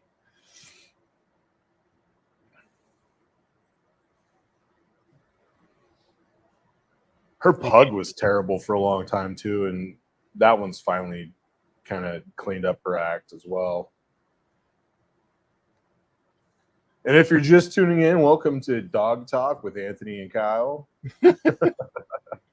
I saw our numbers dip and then come back up, so I don't know if it's new tuners or people coming back in, but we are doing a superconductor coin, a coin that's turned out of a rod of superconductive material, which is mostly copper and a titanium niobium alloy. Jack says you're a good trainer. I got a 5-year-old I could use not being in my house too. Actually, it's the 7-year-old, the tough one, but our 5-year-old Maverick, he's learned that he can pee outside, and he doesn't care where anymore. So I'm trying to keep him off of certain lists because he'll just, oh, I'm outside, drop trowel and start peeing. He peed at the base of my driveway the other day when I was mowing. I'm out mowing and I go back up the driveway to throw gas in or whatever, and I see this puddle going down the last 5 feet of my driveway or whatever, and I'm like, Maverick. He's like, what? learning fluid dynamics, Dad. Yeah. I was like, you go potty inside. We're not in the wild. He's like, I had to go potty. Whatever, dude. He's ready to go camping, man. Yeah, that he is. That kid, I tell you what, he could spend his entire life outdoors and just be happy as a clam. Like with our newer house that we just moved into last year, it has 3/4 of an acre, so it's got a decent little amount of property for him to run around in, but it's like hilly and wooded. So like he'll spend hours while I'm outside like smoking something or barbecuing or whatever. He'll just be out there picking up sticks and ripping flowers out and smelling them and just all kinds of stuff, man. He's so happy being outside. It's his natural element, I think. Nice. I feel like I was like that when I was younger too, and then all of my injuries just stopped healing as I got older. And every time I take a funky step off of a rock, my back just creaks and cracks. It's like, oh, I'm done. I go outside, I mow the lawn, and then I sit. I enjoy the beauty from afar. Yeah. Jack says he had a boy that would just drop trowel and go anywhere too, it looks like. So just one of them wild feral children. And Maverick's got the long hair too. So he legit looks like Mowgli. Like he'll be outside with his hair down, running around, and I'm like, dude, that kid looks like Mowgli. That's awesome. Yeah. Hey, if there's enough space where you don't have to worry about somebody seeing you while you're in your own yard, it's not a problem.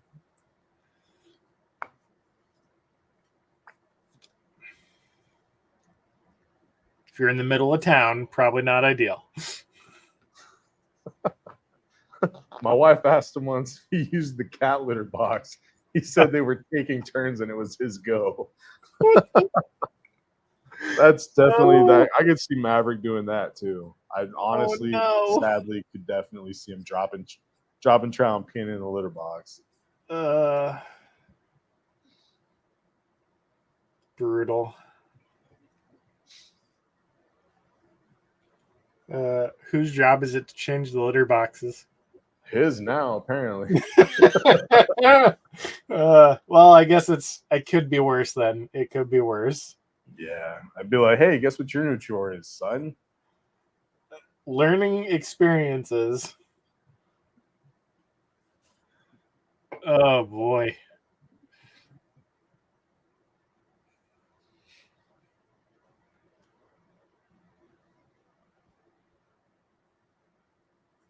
There's this, I think it's like an Australian or New Zealand internet like radio show.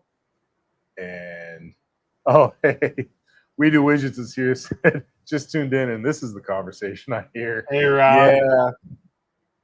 We kind of went off on a side tangent. We were talking about dogs for a minute, and then, yeah. I went to litter boxes and kids peeing outside. Yep. That's how it goes sometimes. But, hey, thanks for tuning in. Yeah, and you thought it was a laser show. It's an everything show. It is. Joke's on you. It's about life.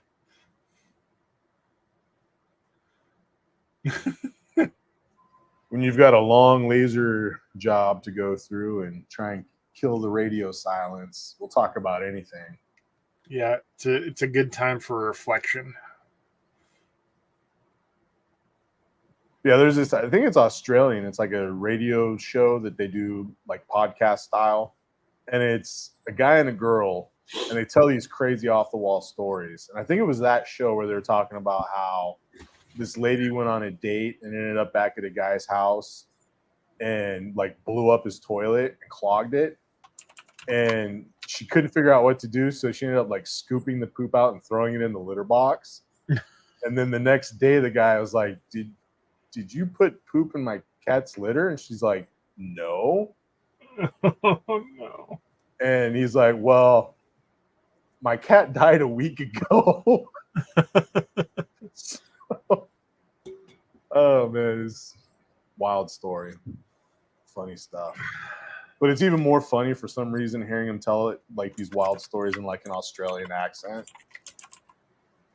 But good times, good times. Maybe we're getting toward the end of the first layer, if my count is right. It's hard getting this high when I have to leave my shoes on.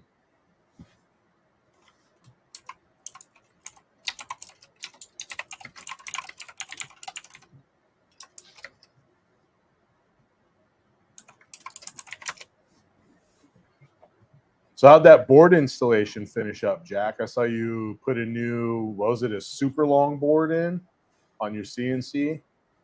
Do you subscribe to Jack's channel? I do. I haven't seen what he did though.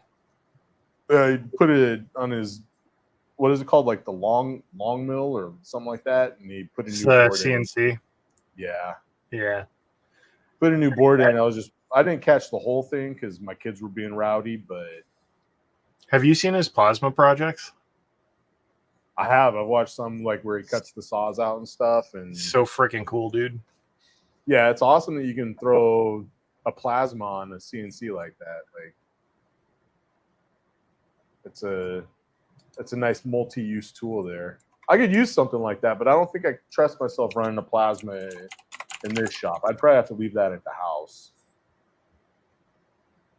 The garage probably. Yeah, yeah. Concrete floors, nobody living above me.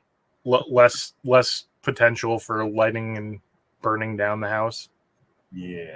Easier exhaust. I keep seeing this ad for it's like a robotic arm that you attach your plasma cutter to, and you can actually trace with it. So like you put it in trace mode, and then you just trace the head along the path that you want it to follow, and it programs it. So then you hit start, and it's gonna cut that same exact path. So you don't even have to do like software input of a design or anything. You just It just trace the records out. it. Yeah, and you That's can also cool. plug it into software. Yeah, that's a pretty awesome machine. I think it's got a decent range, like 3 or 4 feet that you can do with it. Jack says you just got to be careful with all the sawdust. Yeah, That's fair. for sure. And then Mike's turning it back to a laser conversation. An alternative would be one of those 3-in-1 laser welder cutter cleaners. I have a really cool project I want to do with a welder and cutter, but admittedly, I don't have a use for them after that project is done. So it would literally sit and collect dust for probably a long time before I got back into it. There, Yuri's coming through with an arc droid. That's what that thing's called, the robotic arm. Yeah, I can imagine like it'd be really cool to have if you did a lot of like fabrication. Yeah. Because then you could use the same tool to do the cutting and the welding. Yep. And then they're really great for, apparently they're super good for awkward angles. So like if you're trying to do like I don't know, like a roll cage in a car or something where you have really tight corners and you have to like contort yourself in. It's apparently a lot more simple to do because you just have a trigger, you don't have a foot switch. Yeah. And because you're kind of fine-tuned in already, allegedly it's just easier to deal with. You're not trying to like vary power to pull things. I've watched hours of those things welding, and it still blows me away how it works. So satisfying to watch too. Yeah. Yeah. And the laser cleaners too. Shoot. I've watched tons of stuff on that. I've considered actually kind of supplementing my income in my business with like offering those types of services. Yeah, Laser see if there's cleaning. like a what's it called? Like a manufacturing facility near you that needs like cleaning done or something. Yeah, like I've got a few huge like metal fabricating type places here. There's this one that's they do a lot of like food containers and stuff, but I'd imagine like their machinery and stuff that they use. And then I think Matt was telling me about like power plants. If you have a power plant near you, Yeah. that They're they they're pay. they're pretty big on that stuff because if you can do the work in place, Yeah, it reduces your downtime. yeah, exactly. Yeah, you do it on site, and they end up with less downtime because they don't have to ship stuff. We've got Yeah. like a big fertilizer plant nearby, so I feel like there's and the railroad too. That's pretty major too. Yeah. So I didn't know this, but when we first moved here, I got a job in a town called Burlington that's like 20 minutes north of us. And it turns out Burlington is the B in BNSF for the railroads. That's It's that funny. Burlington. Yeah. So like there's a huge rail yard there. So I wonder if that would be like a good client to check into as well. I don't know. I'll probably never stop spending money on lasers until I'm dead. So might be a good thing If to add. nothing else, it's a cool thing to have. Yeah. Watching them do like statues and stuff is just like crazy. And then I wonder about brick too. Because out here there's historic brick buildings that you can't really like risk power washing and stuff like that sometimes because could get the brick could get like impregnated with the water, and then if it freezes or gets too hot, it like can shatter it, I guess. Yeah. So laser cleaning off the surface of some of those brick buildings and stuff might be something worth looking into too. Yeah. Dang, man, those sparks are wild.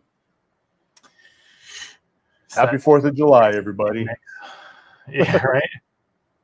It's like oh god, what is it? Freaking I can't even remember the material. Magnesium. Oh, It's like yeah. magnesium burning.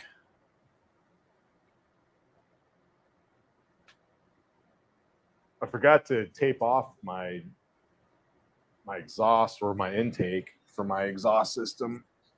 When it's all open like that, it has a hard time pulling in air fast enough. But if I tape it off so but the bottom's open, then it does a really good job. I noticed some of those sparks look like they weren't going into the exhaust system. It's all that extra ablation that's happening.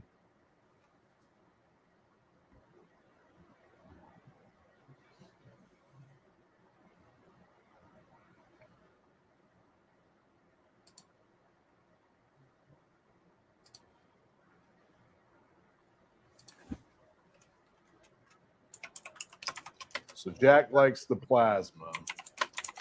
Yeah, I mean, I used plasma cutters a little bit when I was in technical school. I went to an automotive technical school and ended up doing a chassis fabrication course. And so we did a lot of MIG and TIG welding and some plasma cutting. And that was a cool experience, learning how to weld. I'd love to be able to get back into welding, but gosh, it's so much money for a good welder. And then you got to worry about the gases because that's something you're going to be going through a lot of. Yeah, that adds up quickly these days. Yuri says cleaning grills at restaurants after hours with those fiber laser cleaners is a thing. Huh. Yeah, I didn't think of that. Now that you mention it, maybe like if there's any big smokehouses, barbecues, stuff like that, where their stuff is outside, any major rust that builds up, that would be a really cool way to clean it off without having to physically sit there and grind at it. Yeah.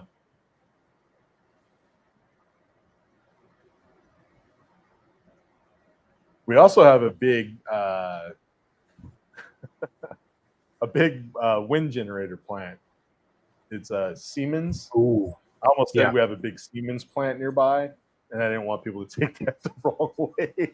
But yeah, Out of context.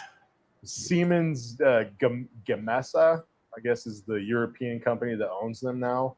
But yeah, they make the big propeller, the impellers or whatever they are, for the wind generators, the wind turbines. Yeah, turbines. There you go. So I wonder if they would have, but they might already have that kind of stuff. That's pretty high end. One of those blades is like $1 million or 500,000 bucks or something like that. Like they're crazy expensive. Yeah. And I don't even want to think about how much of a pain in the tush it's going to be to move those around. Those things are huge. Yeah, they are. They're gigantic. They sometimes they have a train yard that goes through their factory. So a lot of them get loaded up on train, but you'll see a lot of times they have to load them up on a semi, and that's pretty wild. Yeah. Because those things are like, I don't know, 100 feet When they're long. split into sections. Yeah. Crazy. Yeah, like Yuri said, those blades are huge. You see one being transported, and they're way bigger than you would think. Yeah, for sure. Well, tight corners are not an option.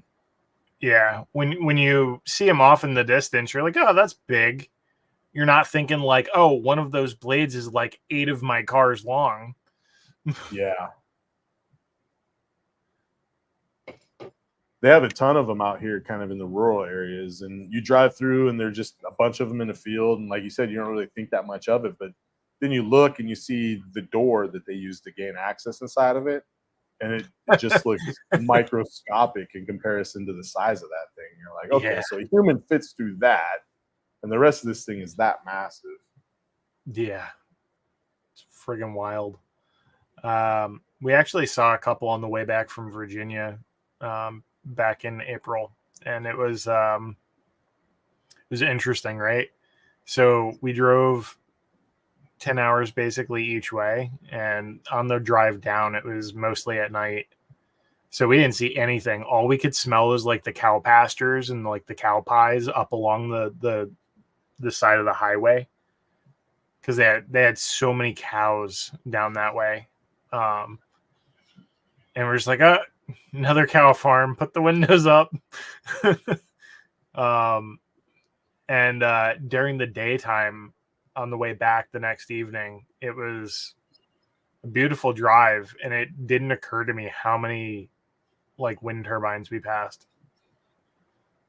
It wasn't like a farm, but it was like a couple of like just like 3 off to the side kind of thing. And how far off they were, it was like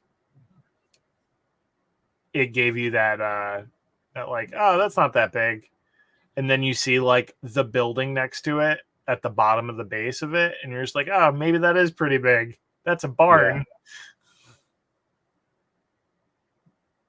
I was stationed in Cheyenne, Wyoming for 6 years, and we'd go down to Denver a lot.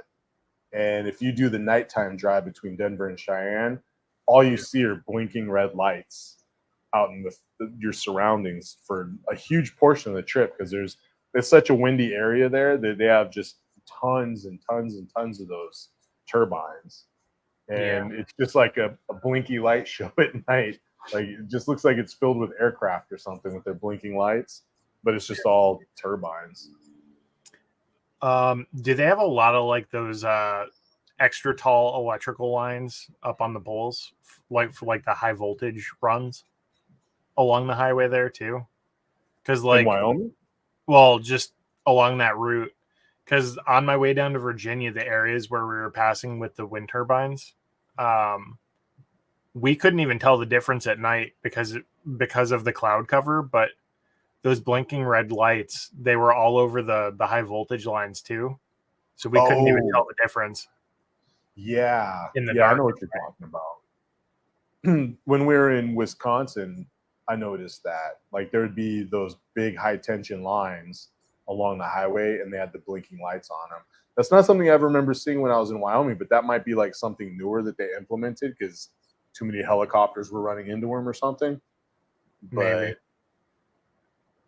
yeah, I definitely remember that when we were driving through Wisconsin. Probably, I think this last time because we did a lot of night driving.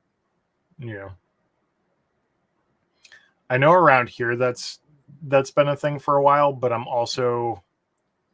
I'm within like an hour and a half of like 3 major airports, and I'm within 15 minutes of Sikorsky, which is like one of the bigger helicopter manufacturers. So I don't know if it has to do with like new regulations, or like if it's just like an optional thing based on like helicopter usage in the area or what. But When Jack says over 200 feet, you have to have lights on the towers. So maybe that's okay. something that was implemented more recently because I definitely don't remember seeing that before. But maybe they weren't 200 feet. I don't know. Yeah, maybe they scapegoated that at 198 feet.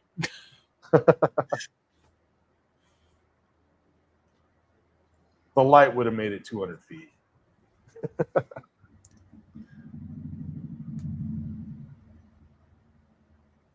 Sneaking in under the radar.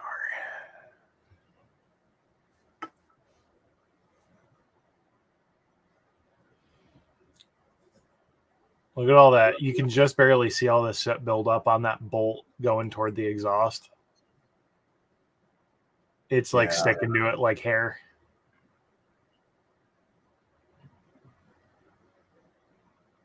That poor bolt there is definitely catching the brunt of it. Yeah. It's going to go in there with like a toothbrush. Yeah, I was thinking some acetone and toothbrush and crank that exhaust up and hold it over it like a shop vac. yeah. I've been super happy with this fan. I can't wait to get it like officially set up. But it's a Vivor 8-inch. Yep. I just recommended it to somebody on the Discord today that has a couple diodes or 3 diodes, I think, that they're looking at hooking up. Oh, here we go. Mr. Matt. What's happening, Matt? What's going on, guys? I'm just some bald dude. Let me see what information I got set up. It's like making me change everything. There we go. Got it. Boom. What's up, bro? Not too much. You look different. Something different about you. About moi? Yeah, you look really shiny and Can you bright. even see me? No, I was pretending okay. you're the coin. You're the worst. Oh, got you. Yeah, that is a definite bright and shiny coin. I feel like dad jokes don't work on other dads. They're like, what's that now, youngster? If you say bright and shiny, what's that, dude? So how's this going? Oh, it's going really good. We went through and did a handful of test squares to get kind of a feel for how this was going to work. Right. And then Mike C came through with a huge bit of info. Apparently, he read the Umburry website better than I did and saw that if you hit high power, low frequency, it's going to eat away at the copper. But if you hit mid power, high frequency, it does a better job at the titanium and niobium or whatever it is. So it eats away at that and leaves the copper more or less untouched. So interesting. I don't know if you've really messed with titanium much, but if you hit it hard with power, it kind of like foams up, sort of, I guess you would call it. Kyle had the best description. You know, like those fireworks that you set off, like the snake or the poop. Yeah. It looks like a poop. Yeah. Yeah. So that's kind of what this metal does to a lower scale. It like builds up and foams up or swells when you hit it with high power. So when we're trying to darken the copper, we want that stuff kind of rises. So we want to use the high frequency, lower power to kind of shave it down. to get back to the level of where the copper's at. So Interesting. Yeah, are you hitting it with what's the power you got right now? right now is 90%. We're going Ooh. like a 0.009 line interval. Aggressive. Yeah. This is on the 50 watt. Okay. So, and then we're going through with a 30 power and 200 frequency or kilohertz to knock down that titanium alloy. So we worked it out pretty good. So we'll see how it ends up. Yeah, we actually had someone on one of our recent trainings that Kyle and I did where they had asked about niobium jewelry, and I was like, and we looked it up, and basically when it becomes particulate, it is flammable. Which, looking at this, is like I see it. It does the same thing as graphite in large quantities. Yeah, where the powder residue that sticks to like the edge of the exhaust can actually turn combustible. Pyrotechnic, nice. Yeah, it's one of those things like save the scrapings if you want to have fun later. Nice. I think titanium's basically the same way too. So having the niobium and titanium together is extra sparkly. We're such nerds. I want to sing the national anthem every time it hits the high power. Dude, that's what you should do. You should set this video, record it and set the video to the 4th of July. That'd be pretty good. Jack says, "Hi, Matt." Hello. I got to find this on YouTube so I can comment on stuff too, because it's weird. I'm not used to not being able to type and talk and see chat and all that stuff. It's weird. Anthony has all the power. This is my first time using StreamYard too, so. Yeah, no, you should be sorry. Look how angry I am. So angry. Let's see. I got this. It's so much better. It didn't occur to me that my glasses were so dirty. I was giving myself a headache. Nice. It's the worst. And then you clean it, and it's like, oh, the clouds have given way to the sun, and you can see. Uh-oh. And I had the same thing happen earlier today. It was disgusting. And that is one of many reasons to keep rubbing alcohol in the shop. Yeah, well, the other thing too, I always pitch these to people when they're on my buying guide list. These are one of those when you walk into Barnes and Noble, and it's oh yeah, the people who work here is picks. These little guys in this box from Sam's Club. I think I paid $6 for 200 of these lens wipes. Oh, nice. Yep. Yeah, dude, they're the best. You get them at Sam's Club. I mean, you can get them everywhere, but Sam's Club, I think I just like I said paid $6 for 200 of them. So it's whatever, you're paying a dime a lens wipe, and then it makes me feel really bougie. I'm destroying the environment and making my glasses cleaner. Just double check, Yeah, I have a big box of, I think there's Zeiss that. Oh no, mine are just the Equate. So I got them at Walmart, but they're basically the same thing. Walmart is Sam's Club Light. It's a cloth with alcohol on it. And it does the same thing. How dare you, sir? This has something ammonia. It smells like Windex. It gives you that same nose tingle high where you're vinegar and alcohol. Yeah, probably swimmer's ear. It's just got swimmer's ear in it, actually. Yeah, just to really make you have childhood trauma. Bring that back. I don't want to give away the brand because I'm kind of secret shoppering it right now. So if you know, don't say. But I'm both looking forward to, and also not looking forward to having a rip apart a laser tonight because it stopped firing. Oh, fun. Uh-oh. Well, Kyle knows I still need to fix my laser. My gantry, I just haven't had any desire to dig into it. It's been a month. All right, so it looks like we just wrapped up. Ooh. I'm going to switch cameras. By the way, Mike C said, does anybody make aluminum, magnesium, titanium blanks? It would be interesting to see what happens when hitting it with a laser. So, Magnesium, no, there's not a lot of. I mean, you can get it off like Amazon in like small quantities, but titanium and aluminum you can get both at Umburry or Online. what was the other one? Swiss Buoy. Yeah, Bui Swiss. Bui Yeah, Swiss. Buoy Swiss.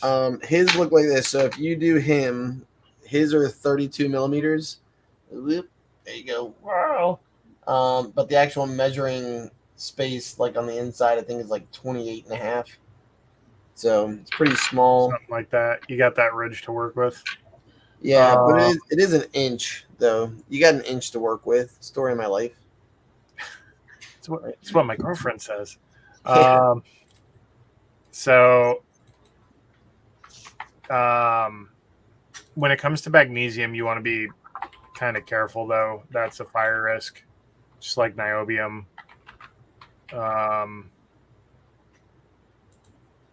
You can literally light a hunk of magnesium on fire.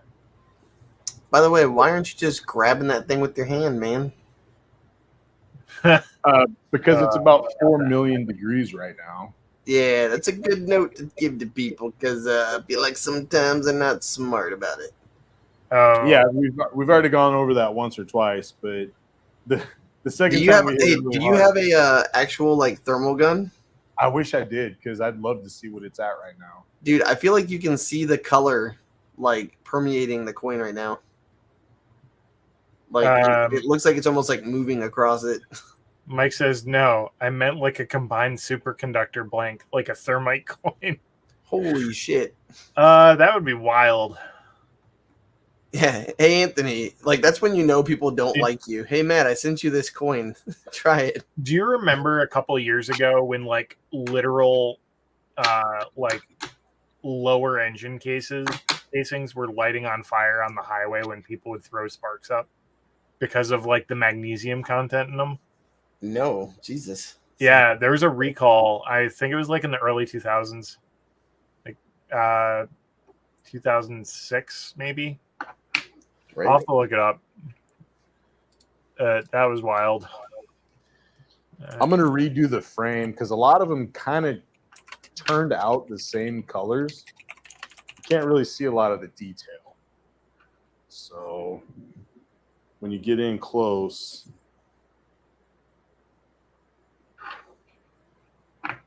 like you can't really see. You can see the lines, like the lines between the black marks, but not really much of anything else. So we're gonna have to go through and add some color to this design, I think.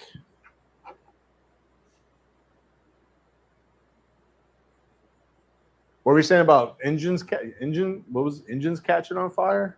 It was magnesium transmission casings and engine blocks. Oh wow. I guess it wasn't a recall. It was like when. Oh wait.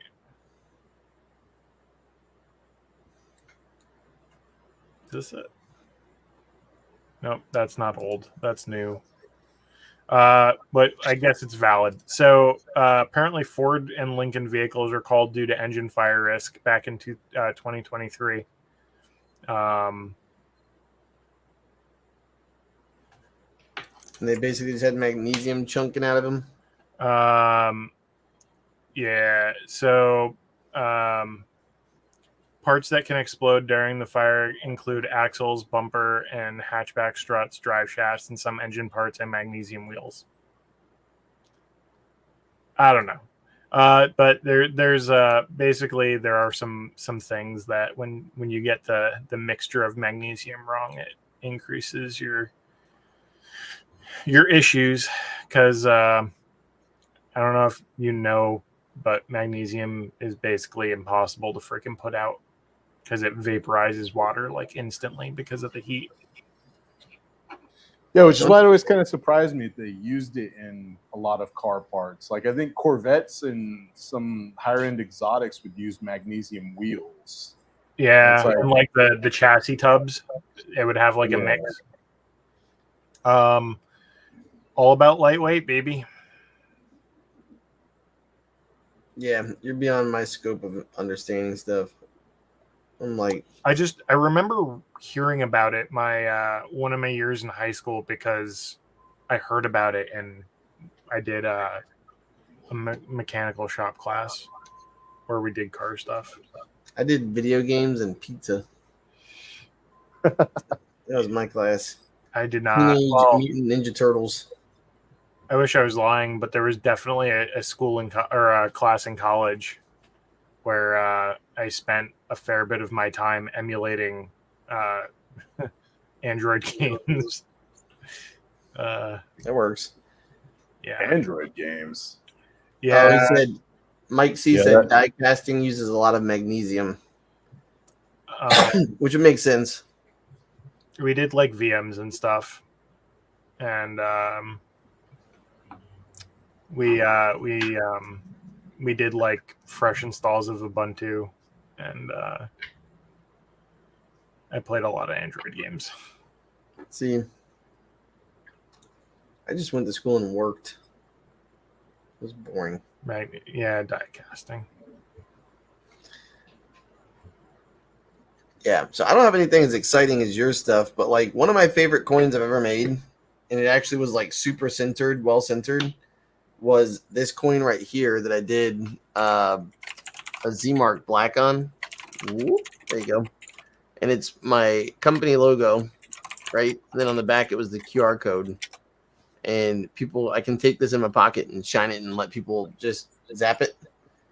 And it's also got flow code. I created it through flow code, the website, and it actually lets you track who's viewing your stuff and how often. Yeah, Flowcode's cool. I actually did the exact same thing with the titanium coin. I put my company logo on one side and then did a Flowcode on the other. Yeah, and honestly, Bui Swiss used to have these stainless steel coins, and you had a hole drilled in them so you could make a like keychain. And so I need to the plan was for me to just drill a hole into it when I was done, but then I finished it and it looked so nice that I was kind of like, like I don't know if I want to mess that up. It looks so nice. Yeah, I've got this because I don't have a drill press. I just have like a Ryobi. Oh yeah. I don't know how great you got that's a Ryobi drill and a clamp. You got a drill press. Yeah, I don't have it. I got to get one. As I'm saying, I got 50%. That's all I got. I've got this guy here that I still have never messed with. I've had it for probably a year. It's a nice copper coin from Bui Swiss. Swiss Yeah. Bui. I got that one right there. See? Bow. And I did one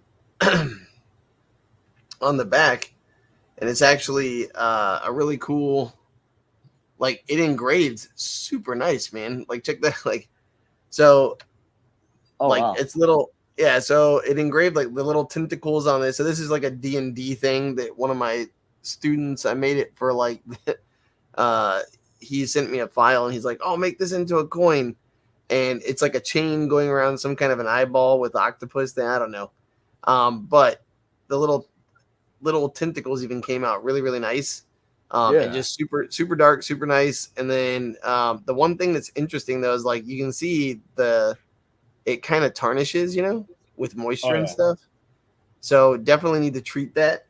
But that was a really dark black. And then this was, to show anybody who's watching, these came out really nice. This was the the QR code. There you go. Right. Pretty cool looking. And then on the back, just like boop, zap it, and comes out nice. And it lets people like feel the texture of the things that you're able to do. I did that one, and then I also did this one that had like texture to it. So you could actually they could feel an engrave, and then flat and Z-Mark on the back. So that was a good idea too. But anywho, trying to think. I think it's like those are the best ones I've got. Now we're just watching my face. But one thing I want to do, I've had these for a while, and this is these are some olive wood knives, but the cool. metal is there, and I'm really trying to figure out I've got 5 of these, and I'm trying to figure out what I should do with them. because I feel like if you're actually going to use these to like, it's a cheese knife, you know, Yeah. but like, I don't want to engrave the metal on this so much. I think like I bought them to do the metal, but then I was like, oh man. And I guess I could do the wood with the UV to put like a scroll, because like the metal itself on the actual like the tang of the knife has some like scroll work. Oh, sick. Okay. Yeah. Yeah, so I was gonna do something to match that, like on the knife itself. But then I was like, man, if you actually use this, as soon as you get like cheat, it's gonna get all up in that engrave, and that you can't wash it because then rust and that kind of stuff, you know. So I'm trying to figure out something to do with them. But I've got about 5 of them that I was gonna do like a gift for the people who buy all my stuff all the time, and make them something like a little set. But I'm trying to figure that out. So if anybody has ideas, let's see. Sam says, "Hey, Pew Pew fam, popping in while working on some computer vision for pew pewing. While I'm here, any recommendation for coins that double as bottle openers?" Actually, Bui Swiss makes those too. Yep, Wee Swiss and Umburry both carry those. Yeah. And I they're bought really, some. really nice. Oh, here you go. So I bought these. These are about like, I think they were like $325 when I bought them, or $350. Jeez Louise, hands, come on. And so you can see it's just something that would go on a key ring, because that's usually when you want to have alcohol and that you're drinking, you know, obviously. Just kidding. And then basically all it is you take this, pop it in, and, you know, good to go. You can use your keychain as a fulcrum. So there you go. Let's see. Whenever I've looked on Umburry, like he's always there. Like as soon as he has them, he must have some kind of like a send me an email when they're done, because it just they're gone. Like I'll get an email in the morning and I'm like, oh, I'll check that, and at lunch, by the time I look at lunch, they're gone.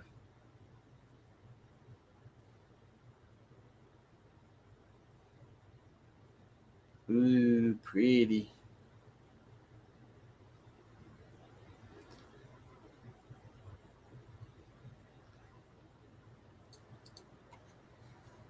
It's pretty snazzy. It is pretty. You got it, Sam. You're welcome for the recommendation. That's my keys blowing up out of my pocket. I was going to get some snacks, and then I was like, let me log in real quick. Ugh. Need to go get some snackage. I have to keep this beautiful physique, you know, fuel the beast. I've been working on my shape too recently. Rounds of shape. It's fair. Ovular. All right. By the way, Anthony, go back to your face. Let me see these goggles you're wearing.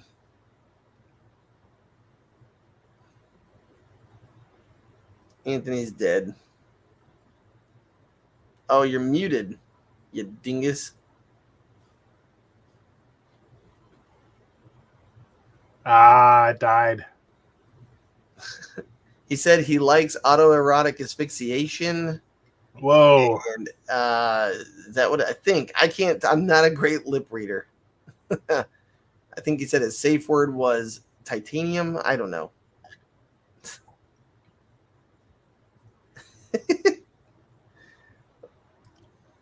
We'll give you some time to let Yeah, those are some good goggles, though. Are those the ones that you bought from? Oh my god, Amazon. They're Amazon? cloud remains. Yeah. Okay.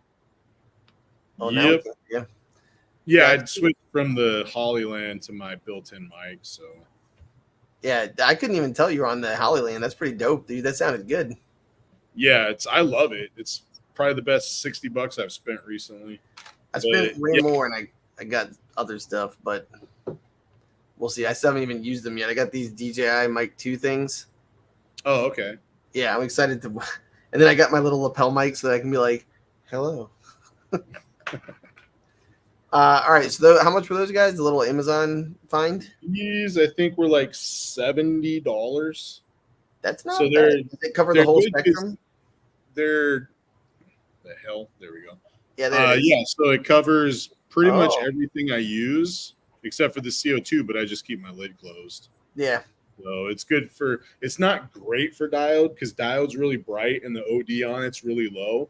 Yeah. So it's not great for diode. But I mean, if I'm just Better than in a the stick in the room, eye. yeah, if I'm just in the room or whatever, then it's fine. The only time Yeah. is when I've ever tried to like line something up or check on an engrave to make sure it's doing good.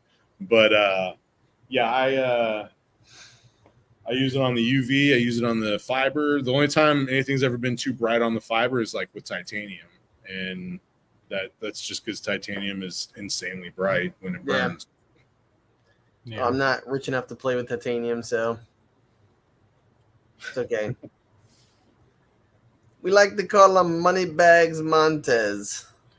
Well, we found out today the true price of gold. Oh yeah, Kyle didn't believe me when I was telling him about the price of gold. He's like, no. He's like, put in this, and I was like, okay. And I told him, and he was like, oh. Yeah. We had a training call where the people were working on gold, and they were working on a 1 inch by 6 inch. So you guess. I'll let you guess how much this costs. Okay. 1 inch by 6 inch strip of gold. So 1 inch by 6 inch, basically like a candy bar, right? How thick? 1 millimeter. Which is One like mil. 18 gauge, I think. Yeah, I think it was 18 gauge. Every metal's a little different gauge, is what I found out, because I was like, oh, it's probably 22 gauge or something. Nope, it was wrong. I was wrong. And it was solid gold. Yeah. Yep. Don't you look it up, you cheater. I'm not. I'm thinking probably like 1,800. $2,400. Oof. Now multiply that by a lot. Yeah, It was like an upper 5-digit project they were working on. yeah, it was well into the 6 digits, and so it was pretty wild. And we were like, "Oh, we're talking about this? Okay, then." Like, at least I was in my mind. I'm like, "Oh." By the way, look at all that freaking material removed. Holy shnikey. I think some of that might be some leftover brass, but Oh yeah, but I'm like, that wasn't there a minute ago though. Like when I came in, I feel like it was not there. Can I go back in the live? Oh, I can. Let's look. I'm trying to add some color back in there, and yeah, most of that was there. Some of it, because most of that's brass, How dare you, sir? but some of it is probably that material. It's especially that thumb screw between the coin and the vent. That thing is catching a lot of flack right. All right. So I think the outline looks pretty good, and the blue. So I don't know, Matt, you're new here. So let's go back. So this is the design we're doing. Yeah. So we're just trying to get that engraved so that it shows the black with decent contrast between the copper and the titanium alloy. Got it. And right now we're looking at this page. Go back here. Right now we're looking at that. So we need a little bit more contrast. You can see the titanium alloy is darkened up, but the copper isn't. So we're going to go ahead and run.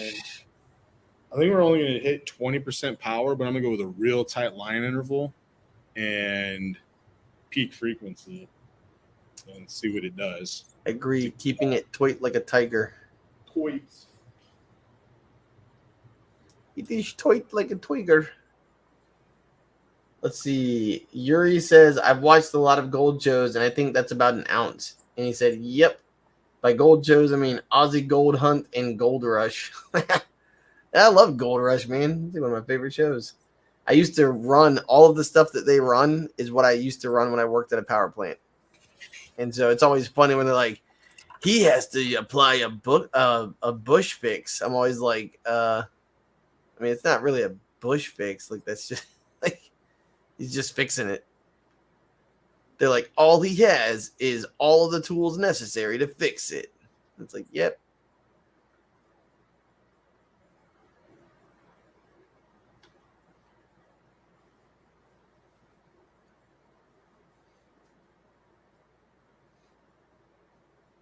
I don't ever watch TV, so I have no idea what you're talking about.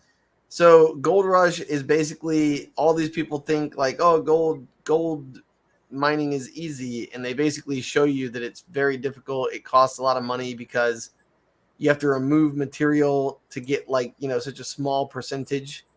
Oh yeah. Like basically they'll run a yard of dirt, and in that yard of dirt there's like, you know, X amount of pieces per million of gold. And basically but the gold, if you can get 1 ounce, you know, so if basically like those 12 flakes equal a 100th of an ounce, that means you have to run 100 yards. But then you have to figure out how much is it going to cost you to run 100 yards and then to get 1 ounce. So how much does it cost you to make $2,400? And basically these guys do it in such huge, vast amounts that like they literally move mountains. It's really interesting. Is that what it is? 2,400 an ounce right now? Yeah, about. I mean, I'm assuming for like processed gold anyways, where it's been like it's 0.999 and it's been flattened and it's put into a, you know, sheet, because that factors into. But that's literally what I used to do for a living, was just run heavy machinery and run it through the processing plant. And like we'd run slag through a processing plant and do it. Yuri said it's $23.33 an ounce. Close enough. So you're basically paying $100 for someone to like smelt it and put it into a little flat sheet for you. Huh. And then sell it wholesale or whatever. Rich for my blood. Yeah, no. I remember when I was a kid, like you'd go like mining for gold, and we had like I probably have like 12 pieces in a little tiny, you know, piece of glass or whatever, like in glass container. I should just go invest that in the stock market. Because those 12 pieces are now worth like $185. I like watching those videos of the people that just go hiking on like the shores of Lake Michigan or whatever and just like get buckets of dirt and then put it through like the old school trenches to freaking get it all separated. Well, yeah, that's basically what some of these people do too. Like that's the thing. If you live up there, you can get like, they have like little tiny excavator machines that fit into like on the back of your Jeep, and you can basically like dig it yourself and then do all the work right there. Just, you know, hey, on the weekend I'm gonna go make a quick couple $100, but then you also have to live in Nome, Alaska. So there's that. Where it's like, hey, what happened to Kyle? Oh, he wasn't fast enough and got eaten by a bear. Like, yeah, right. It's like, what was he doing? Mining for gold. Oh, did anybody get his gold? He went looking for gold and became Goldilocks. That didn't pan out. He went out into the wild and peed on a tree. I can't bear that. Get it? Get it? This guy. Terrible, Matt. Terrible. 5 people just left the stream. Oh. Oh, no, one actually did. Shit. Just took away 12.5% of your viewership. Oh, man. What the heck? Oh, they're what back. A douche. They're back. They're back. It was okay. They laughed so hard their computer fell. That's what happened. They hit refresh by accident. Yeah. I think I accidentally made this lighter, so we'll have to see how it looks when it's done. We're going to have to run another pass, though. I deviated from the plan, and this is what happened. It's okay. It was a learning experience. What'd you learn? So, speaking of learning experiences, what we've learned so far is you have to go at different rates and different heat frequencies to get these metals down to the same level. And then if you hit them hard with the narrow line interval, you'll be able to get a dark color. If you don't hit them hard enough, it turns silver. That's wild. Yeah, kind of trippy trying to get like the results you want. So I'm just sitting here staring at it because it's like, oh, what's gonna happen? But that was kind of the whole point of this, was to do some tinkering around and learn some settings and help other people if they ever want to do such a thing. because there's really almost nothing on the internet of like substantial content showing results with this stuff and how to do it. So Yeah. Oh yeah. No, you see what's interesting is you see people post really awesome results with these, but you don't see the process. yeah. Yeah, I it's mean, tight kept secret apparently. well, and I will say, I mean, the cost is prohibitive for a lot of people. You know, not everybody is Anthony Montez. We call it, like I said, Moneybags Montez. Hey man, I had to give up a couple cases of beer for this coin. Okay, so Oof. That's the true cost right there. That's the true Yep. cost. But you know what? With you're getting high on these fumes, so you're good. It's okay. Like the Nope, magnesium. we're exhausting outside, so my Oh, neighbors. nice. Okay, okay. Yeah. I'm gonna say, like the filtered fumes. You're just like, I feel pretty good. I feel. You know, actually, I feel weird. Boom. Yeah, you guys can't close the stream out if I pass out, so I had to exhaust outside. But we can leave and say we weren't here. Yeah, right. That was deep AI. What that does. That's yep. It's fake news. Deep fake. It is crazy how titanium burns, though. I wish I could zoom in on this a little bit, but I wonder if the PTZ will. This PTZ, I have it too far away from my lasers. I have to move it again, or not again. This is its original spot, but I think I need to move it. I wonder if you could put like a cross beam with like That's a what I've piece of. thought about. The room's long but narrow, so I'm thinking of just putting it on the opposite wall. I think that's going to get it close enough. Nice. Of course, when my AC turns on, it like turns wobbly, so it shakes the whole thing. But Yeah. there we go. You can get it a little bit tighter, but Yeah, but the other angle showed you a little bit a higher angle. yeah. Well, that's. You want to see what that is? A mirror. That is my iPhone. Oh, look at that. Hell yeah. That's dope, dude.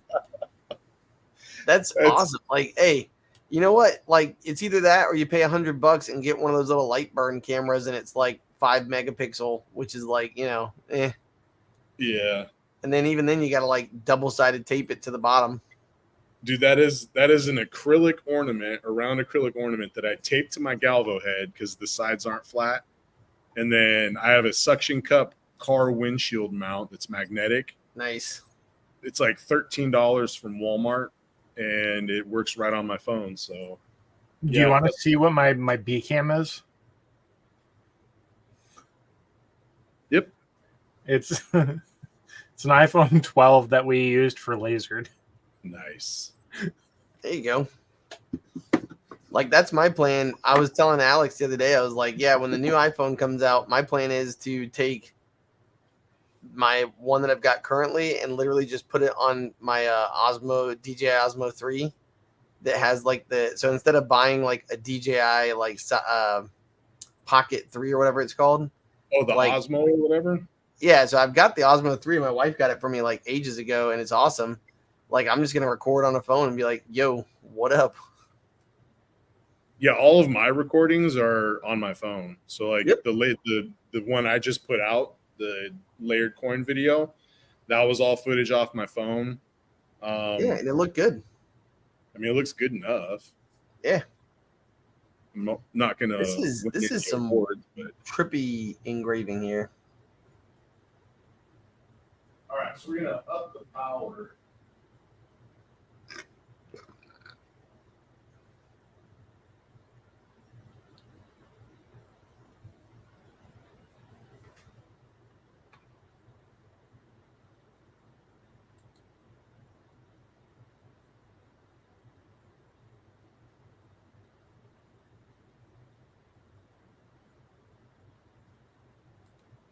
Yeah, I think we're just gonna do one pass on this one.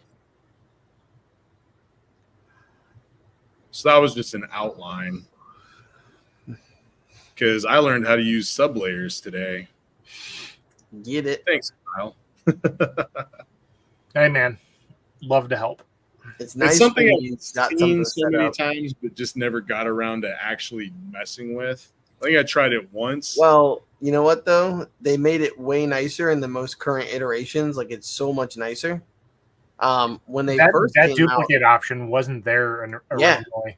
I think like 1.4 that came in, like 1.41 or something like that, or 1.401, whatever. But I mean, it was only 2 iterations ago that came in, and when Kyle showed me, I was like, okay, now this is actually worth using, because like otherwise you had to basically it's like a whole mess that you had to make. Yeah. And I'm not that bright. Once I get set in the Yes, way, you are. You don't give yourself enough credit. By the way, if you are watching, make sure you hit that like and subscribe button. What? Got 9 likes, 53 subscribers. Let's go. And if you click on that subscribe button afterwards, you can pick all on the bell instead of none or personalized, because then you get all the notifications for when Anthony goes live or uploads a video. That's what a real friend would do. Oh, it just went up to 10. 10 likes. What? Boom. yeah, I think I've shut up probably 10 subscribers in the last couple weeks. Noise. Definitely the exposure that Alex gives me is helping, but I'm just trying to put good stuff out there and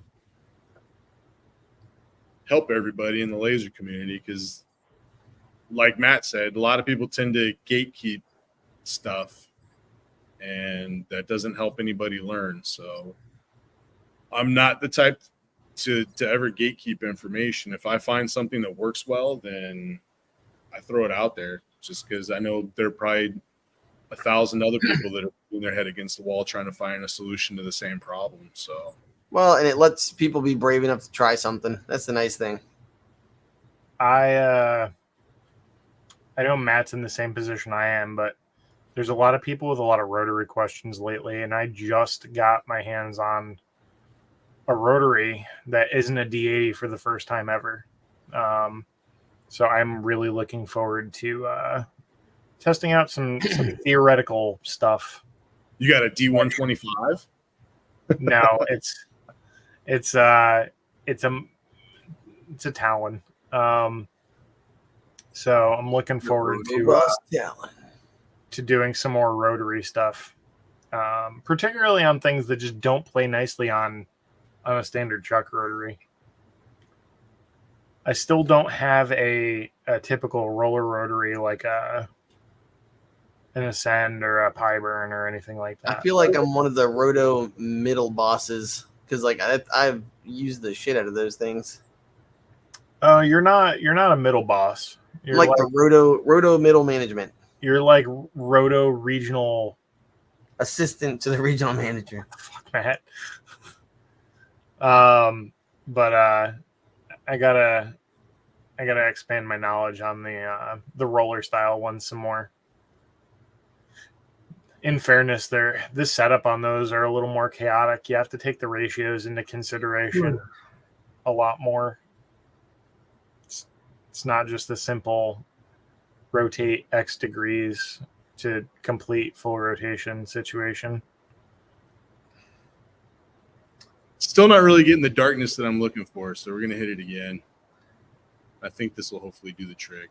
I was going to say, I wonder if changing the frequency would like hit it with heat, you know what I'm saying? Another one. Well, we're doing peak frequency as far as I know, which I think on my laser is like 42. Does that sound about right for a 50?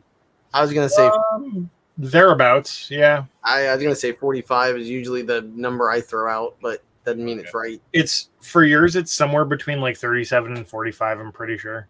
So yeah, I used 40 as a starting point and then just kind of tweaked around with it, and just like visually on a stainless steel card, it looked like 42 did better than everything else. Yeah, but there was also, some engraving in between, so who knows. But yeah, that's what I stick with. So 42, .005 on the line interval and 90% power, and that should do the trick on darkening this part up. Oh, .005. My goodness, yeah, that's tweak. Yeah, and then I want to run another light pass for that blue just to kind of give contrast again and see what happens. It's tough balancing because of the copper and the different materials. Yeah, that's a tough balancing act to play. It ain't easy being cheesy. Cheese. Am I right, Yuri? Yuri's username on Discord is I think it's 1,000 pounds of cheese. It might be. Oh, it's nice. Zeros. 1,000-pound cheese or 100-pound cheese, something like that. He's the one that bought like all the lasers at one time. Cheese. Hey, Yuri's still here. Or he was the 9th one that just tuned in because his spidey senses were tingling because somebody said cheese. It's 100-pound of cheese. Is it 100? Man, I don't know why I thought it was 1,000. He said it was 1,000 pounds, but he changed it to 100-pound. Ah, there you go. Dietary restrictions. Nah, man, dream big. Put that shit back to 10,000 pounds of cheese. What's up? My friends call me 10K cheese. Speaking of cheese, on Saturday I went to the local fair and I got 2 orders of poutine with gravy and cheese curds. And is that like a northern thing? No one like makes yeah, it's a northern thing. I think it's a Canadian thing primarily. Yeah. So that's very northern. All right, that works. But being the Wisconsin, Michigan area and all the cheese going on there, I'm sure cheese curds are popular. Thanks for tuning in, bro. I appreciate it. You have a good night. Oh yeah, Wisconsin with the cheese curds. Ooh-wee. Yep. And K. Murphy is Chaotic Machinery with those beautiful coins as well. So, AKA we had the star audience tonight. Hey, had Mike, to cut back after sending all that cheddar to Binyang. That's funny, Mike. Oh shit. Sam said they're gonna have the mac and cheese tonight because of this conversation. Nice. That's a good choice. So cheese curds are finally making their way to Florida because of popular demand. No, some like fast food joint that's coming down here, but apparently it's from up north. Culver's. Yeah, Culver's, that's the one. Yo, yeah, because they got the real Wisconsin cheese curds, bro. I mean, I ate them and I was like, eh. There isn't a Culver's near me. Oh, we got like it's fast food, so either way you're gonna get freaking the runs, but Culver's. Oh yeah, see, Mike said they've been at Publix for a while. Mike knows what's up. Mike must be from Florida or somewhere down here, because they've been at Publix for a while, but I've never seen them until I think it was yesterday or Saturday. I don't know, one of the days that ends in Y. We were at Publix and I saw some, and it was pretty good. But then they had some ranch-filled cheese curd. No, that's just wild. Don't do that. That's cheese abuse. Yeah, that was not okay. So how dare they? The Buffalo Wild Wings where we live has cheese curds on their menu. And I went out to lunch with a bunch of coworkers at my last job. And this one younger kid's like, you got to try this. Just be open-minded. And they ordered cheese curds with a caramel dipping sauce. That's cool. Did you punch him in the throat? What the hell's wrong? Well, they batter the cheese curds. So, like, the combination of the batter and the caramel and the cheese, I guess they think is good. I thought it was disgusting. It's like a mix between sweet, savory, and salty. Yeah. Yeah, no. That's going to be a no from me, dog. Yeah. Mm-hmm. But I tried it. Well, at least you're polite. I would have just started laughing and pointing, you know.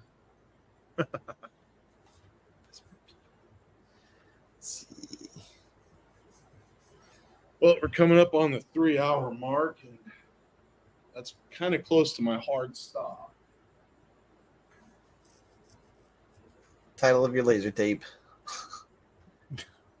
man, I want to get a little bit better contrast out of that.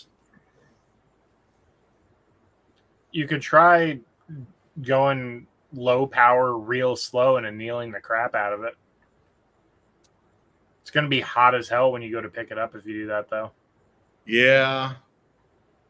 I mean, I did 100 speed, 0.005 and like 20%, and that's what turned it silver. It didn't do anything with the copper, and then it turned the titanium alloy silver. And right now,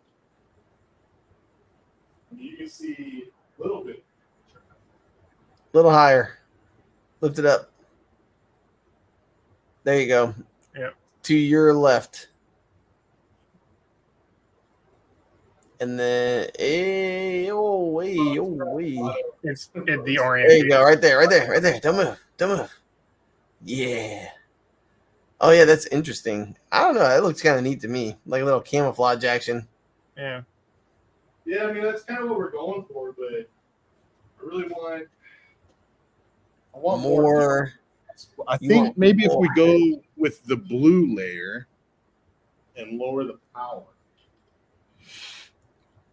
You've got to have more power. That's what I was saying. Like, raising the frequency to me basically would just, it's like a heat treatment. So if you lower the power, it'd be kind of the same, kept the frequency the same, but lowered the power, keep the line distance and all that. I feel like it would zap the crap out of it. Let's see if we can get a little bit better. A little heat.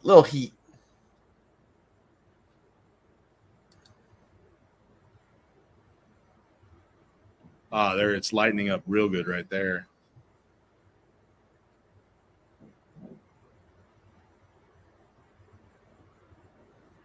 Kind of getting a little bit more of the copper color instead of like the reddish copper color, you know? Oh, yeah, dude. That's bright looking. Yeah. Oh, that's cool. I think that's almost exactly what I was looking for. If we could Okay, just that's pretty slick. All right, so for those keeping track, this is 2,000 speed, 30% power, 120 kilohertz, and 0.005. And of course, using flood fill.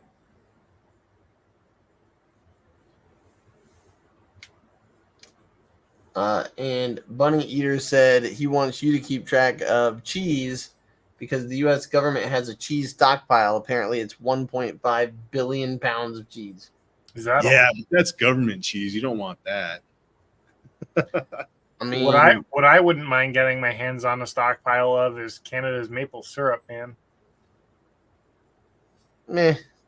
No. I like the Aunt Jemima stuff, or like now it's not Aunt Jemima anymore. It's like some other lady's name or something.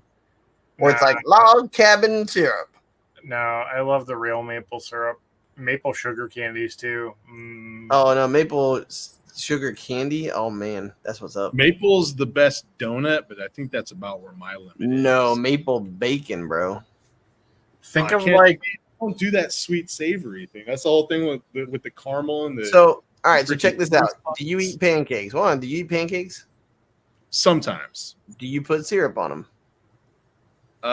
No, I usually put honey on it. The fuck? Yeah. Spicy. You know what you need to go do? Have some put- cheese curds and caramel, Anthony.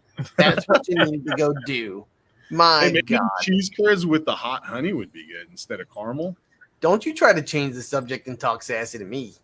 he's like, you know what would be delicious? Spicy food. Because you know that's going to win. Maybe Bunny Canada. said maybe Canada has a government Yeah. stockpile of maple syrup. They 100% do. They're not going to tell anybody about it. It's like the bunker. You know, Oh no, it's public. That's the thing. You know what though? Maybe they're just trying to get people. They're trying to trap people in Canada to build their army. It's literally what's happening. Figured it out. Be careful, guys. Watch Sam back. said you're going to try and tell us to put ice cream on pizza next. I'm not telling you to do that. I was literally telling you to put bacon on top of maple because any normal American's like, It's hey, more I would like- love some. I want maple syrup on my pancakes, and then you get a mouthful of bacon. You don't like stop, swallow the thing, be like, that was a delicious pancake. Dude, you just keep gobbling, bro. See, I even had like a McGriddle like last year. Oh no, those are disgusting. That's just a explosive diarrhea in a bag. But it's the same concept. You got your maple, your syrup, freaking No, pancake. that thing has 1,800 calories in one sitting. I'm talking about some fresh made pancakes. It does. It's terrible for you. Sam, don't you come at me, bro. It's more like French fries and ice cream. It's like the Wendy's Frosty and Fry deal. By the way, that looks pretty slick, dude. It's really coming together now. I think maybe, man, I wonder if I need to open up the line interval a little bit on the dark mark, but I don't know if that's going to help. Maybe I just go tighter because it's just not quite what I'm looking for. See how it's a little bit blue in those sections? Yeah.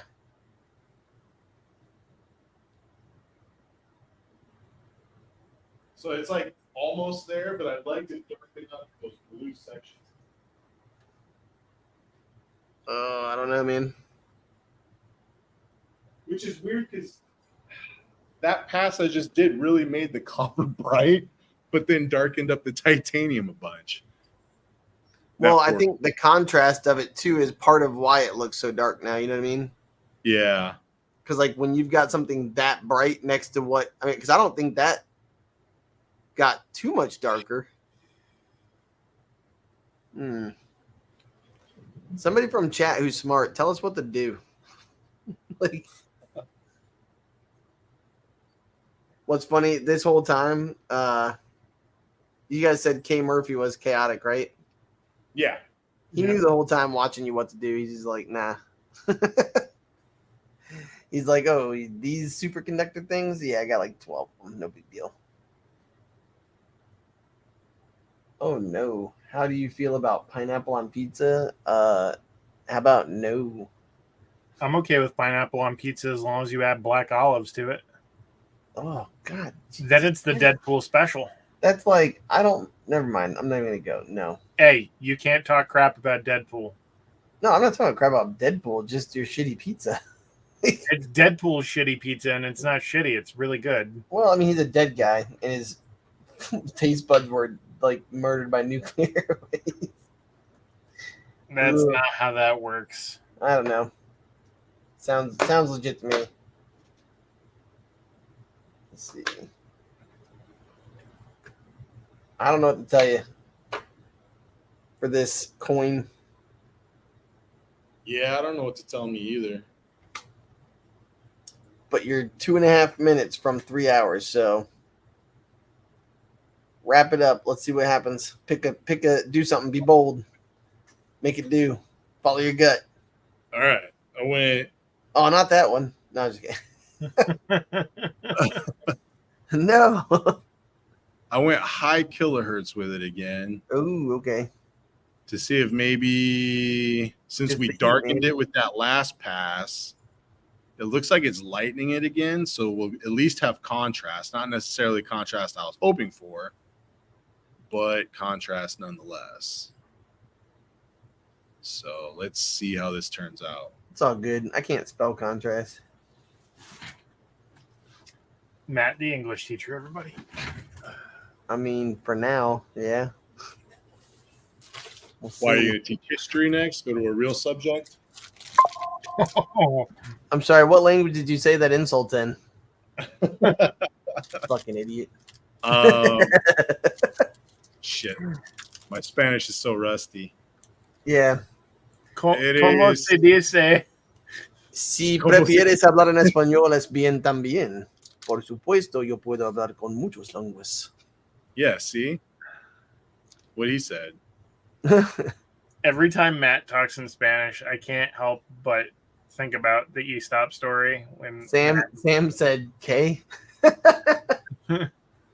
when Matt walks into the Spanish class to take a test and he gets yelled at by the teacher because he responds with naughty.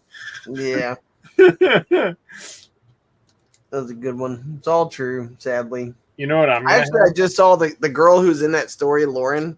She was actually at one of my trainings I went to not too long ago. And it makes me laugh because she teaches at a different high school down the road. Do you guys like Swedish fish? Yeah. So they have this blue lemonade flavor. Oh, I think I bought my wife those because she's a Swedish fish fan.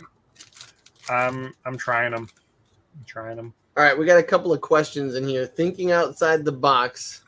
Oh wait, let's go back all the way up to the important stuff. Yuri said, "I recently had a barbecued pulled pork sandwich with bits of pineapple and jalapeno, and it was dude, that actually sounds amazing. I'm not gonna lie. Pork with jalapeno and pineapple, sweet and heat, baby. Habanero would be good too." Bunny Eater said, "Thinking outside the box, material test ? So like, if you had an extra coin, like run a legit material test on it. Might not be bad." By that context, Matt, by the way, with the barbecue pulled pork sandwich with sweet and heat, Yeah. a buffalo chicken sandwich with pineapple would be fantastic. No, it needs like with pineapple. Yeah.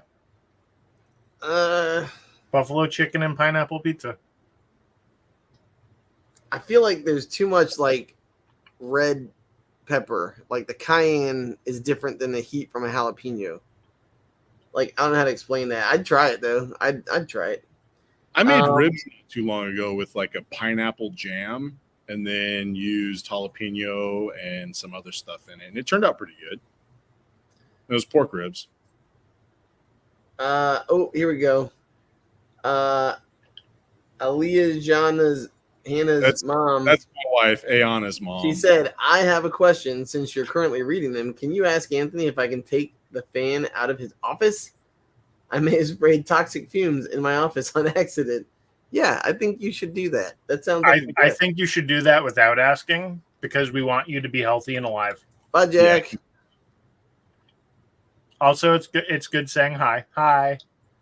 Yeah, I like saying bye, Jack. What I don't like saying is bye, Yana's mom. Like, I want to do that. Like, bye forever, because like, don't do that. She's got life insurance. That's what I'm afraid of. Like, Anthony's bolted the fan down. Like, oh my God. All right, Sam said, with how much time is spent on coins, I don't get how they are financially viable unless you're engraving them in your downtime. Here's the thing. If you're doing coins as a business and you're selling them, you have to charge appropriately. If somebody wants a $30 coin, which is a reasonable value coin, right?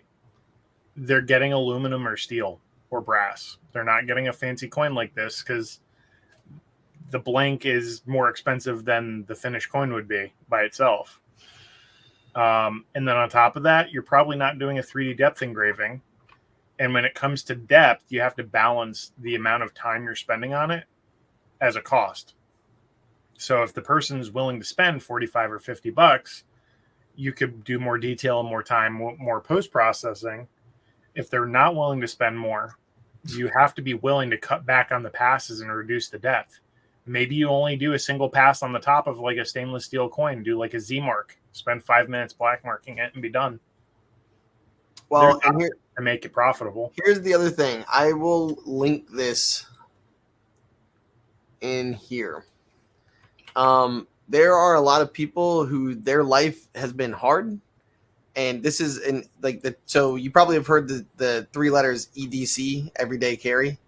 And basically what I've noticed is that some people are willing to pay big money for coins that are customized with like their everyday slogan.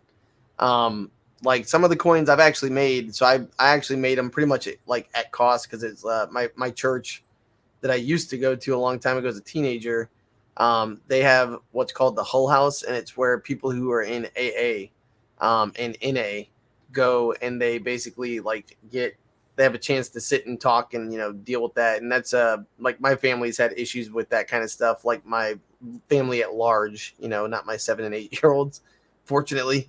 And so long story short, like I made a bunch of coins that were like 30-day, 90-day, and those coins, some people are willing to pay, I don't want to say big money for that kind of stuff, But for these coins where it's like if you've gone through something and this means something to you and you want to put like a special slogan on there with this cool design, that's the kind of thing that, like, I mean, I had one guy who he just started a club called For the Love of Bourbon, and it's a club for people who appreciate bourbon. And I told him, yeah, I can do those coins for you, like the one I showed you guys earlier that was the Z Mark Black. And I said, but they take time. And he's like, I said, it's 10 minutes aside and I'm charging you $1 a minute. And I'll, basically the coins kind of at cost for me. Like I added it into the cost. And so on a $3 coin, I made $16 for literally doing the same thing. And he wanted 10 coins because to him, the time he spent with those people, he made 10 coins that said member. He made 3 coins that said founder. And then he made one more that was like a special one. But anyways, to them, it's worthwhile. Yeah. So I don't really know how else to explain it besides it's not really the cost didn't matter to him. It was the value, So I think there's a lot to be said about something that someone can pull out of their pocket when they're having a bad time and they're able to look at it. And I don't know, it's like I call it a touchstone artifact, like you can literally touch it and you're like, okay, I'll be all right. This will be good. And for some people, that's what it is,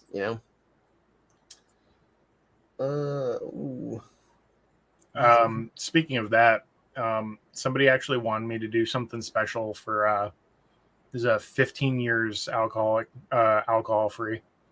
They've been sober. So I've been trying to think of design stuff for that, but try and keep it special for them.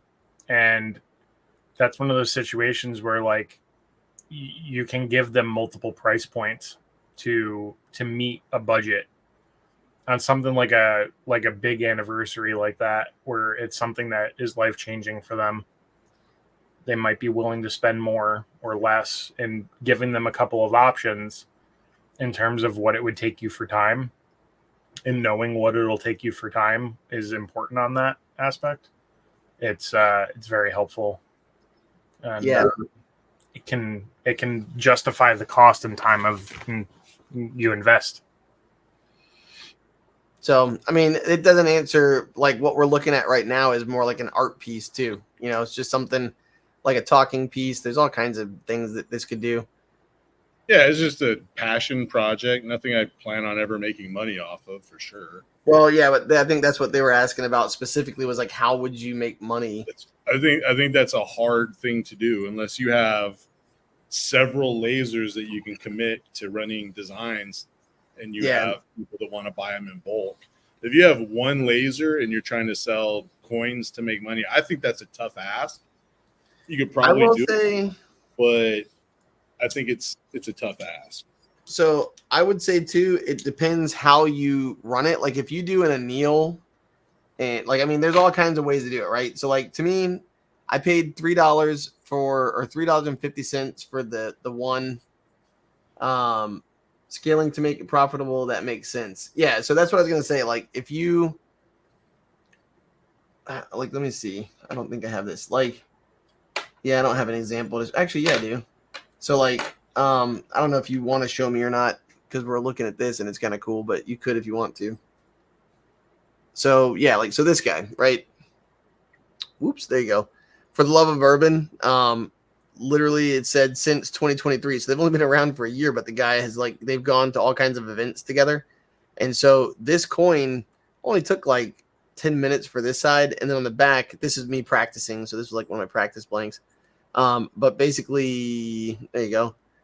He had artwork that he thought would be cool. We put it on there and then I practiced. I kind of played around with it. And I don't know, like he liked the first one I showed him.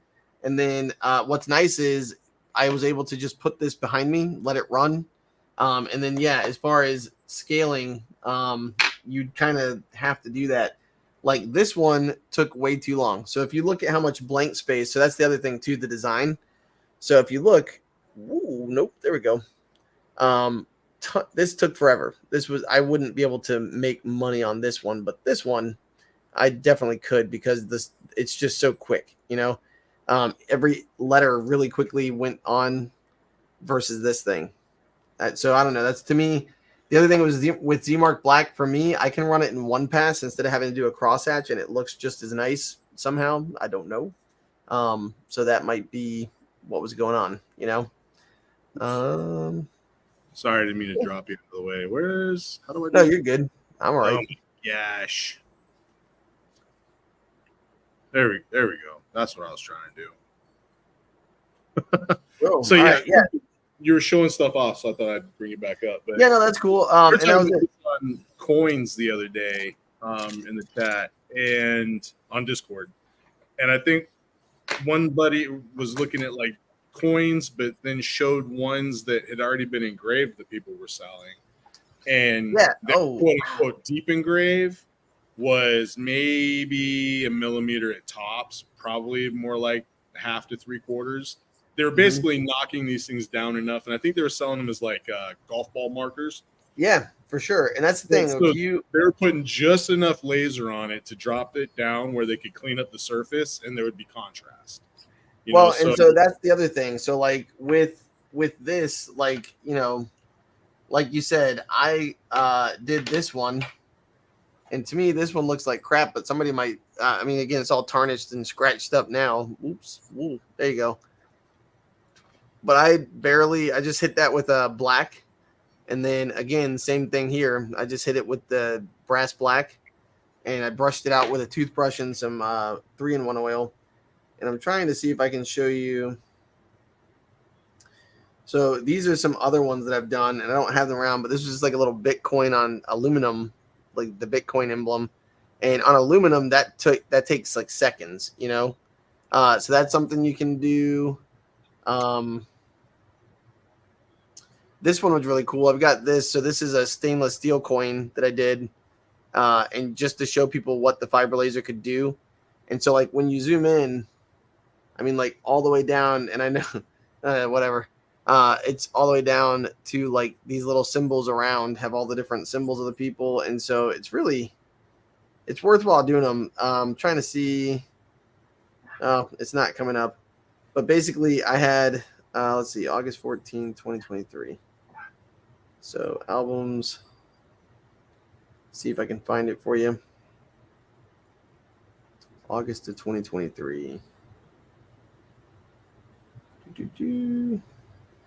I had a lady who reached out to me asking me to come up with a coin. Her somebody had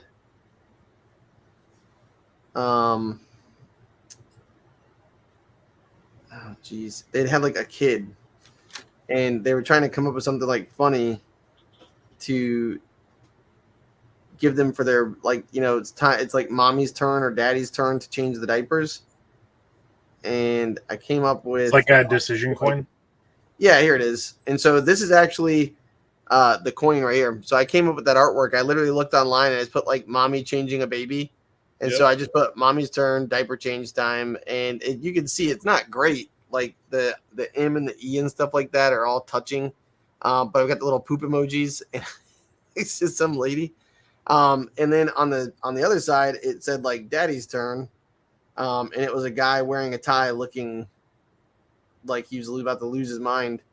And those, like, I feel like that's the kind of thing you could throw up on Etsy and literally make 5 or 6 of those and call it a day. You know what I mean?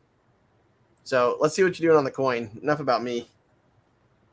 I just added some oil to it to try and kind of hydrate it and see what it would look like if I was done with it.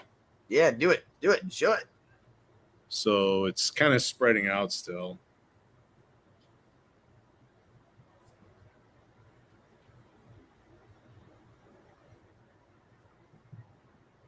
That's what we.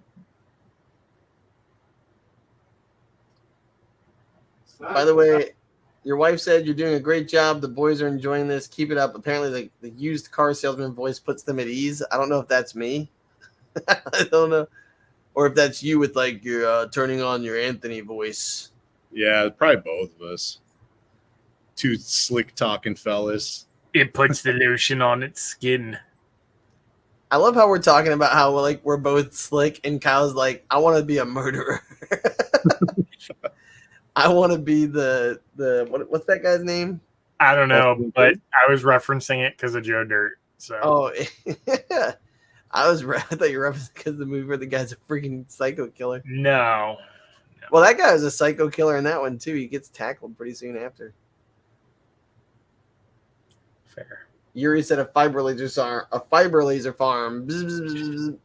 Yeah, I mean, you could, if you're working in an 8-hour day, you could batch them out if you could dedicate a fiber to just doing coins. Yeah, But and there's a lot of days too still where like want to charge a reasonable cost. Just because you have it and it's there doesn't mean it's running for free. You're still using your electricity. You still have to run an exhaust.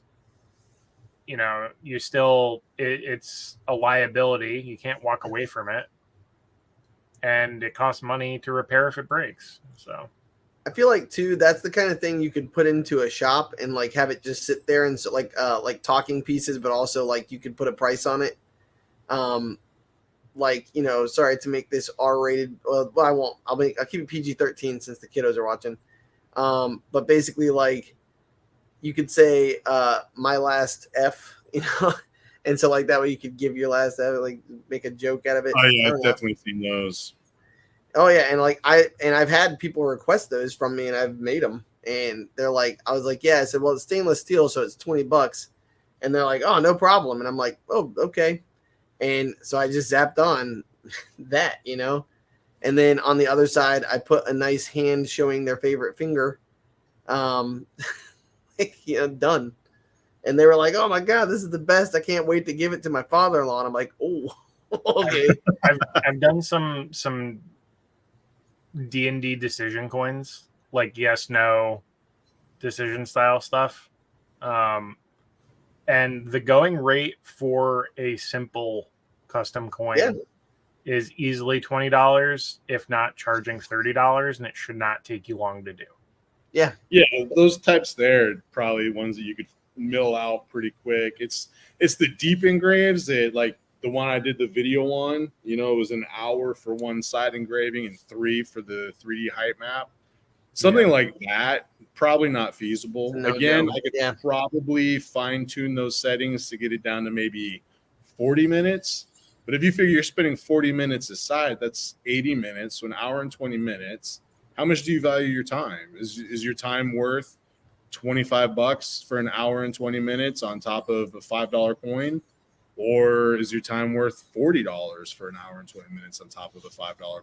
So yeah, I mean, now, obviously what your market will bear is going to take another factor or be another factor. But I mean, it's all just stuff that you have to figure out what your time's worth to you, and if it's worth spending excessive amounts of time digging deep into coins, then that's one thing. If, hey, what's up, dude? It's Gary. But you know, you can also, like we were talking about with the golf ball markers, you can do shallow, quick engravings, and as long as you have good detailed photos, your customers are going to see them.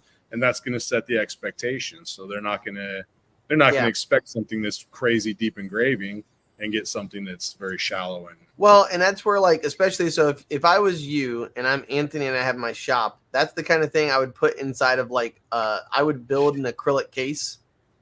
You know, like I would literally just like take a saw, rough cut some acrylic, because you should not laser acrylic and then use weld on it won't work. Oh, I thought you were being sarcastic there for a minute. I was like, why would I use a laser to cut acrylic? Or why wouldn't I not use a saw when I have lasers? But I get well, I was saying, like, so yeah, I found this out because you can ask Kyle, like he knows. What a nightmare that was. But long story short, that's the kind of thing you could put into a case and show people and put pricing on it, you know? I think I'm going to do one more pass with that same setting because it darkened things up pretty good. Yeah, it really did. Good. Do it.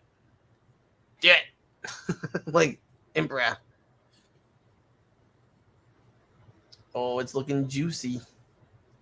Yeah, I think that came out pretty good. So hopefully after this pass, and then we'll call it quits. And Gary showed up just in time.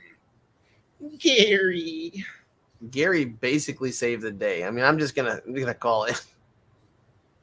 Thanks, Gary, for everything you did.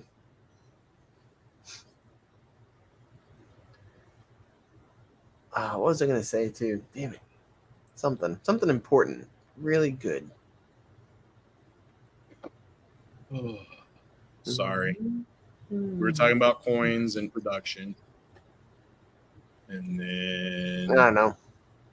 It's all gravy. Efficiency in production is another point you could touch on when it comes to it was pricing out. If you spend less of your the time acrylic case, yeah, doing it, even if it's running on the laser, that may help. Yeah, Kyle's awesome with that stuff. Drop in cost, yeah. Like when you can when you can find the right lens and make a jig that's 3x3 and just drop them in and not walk away. Don't do that.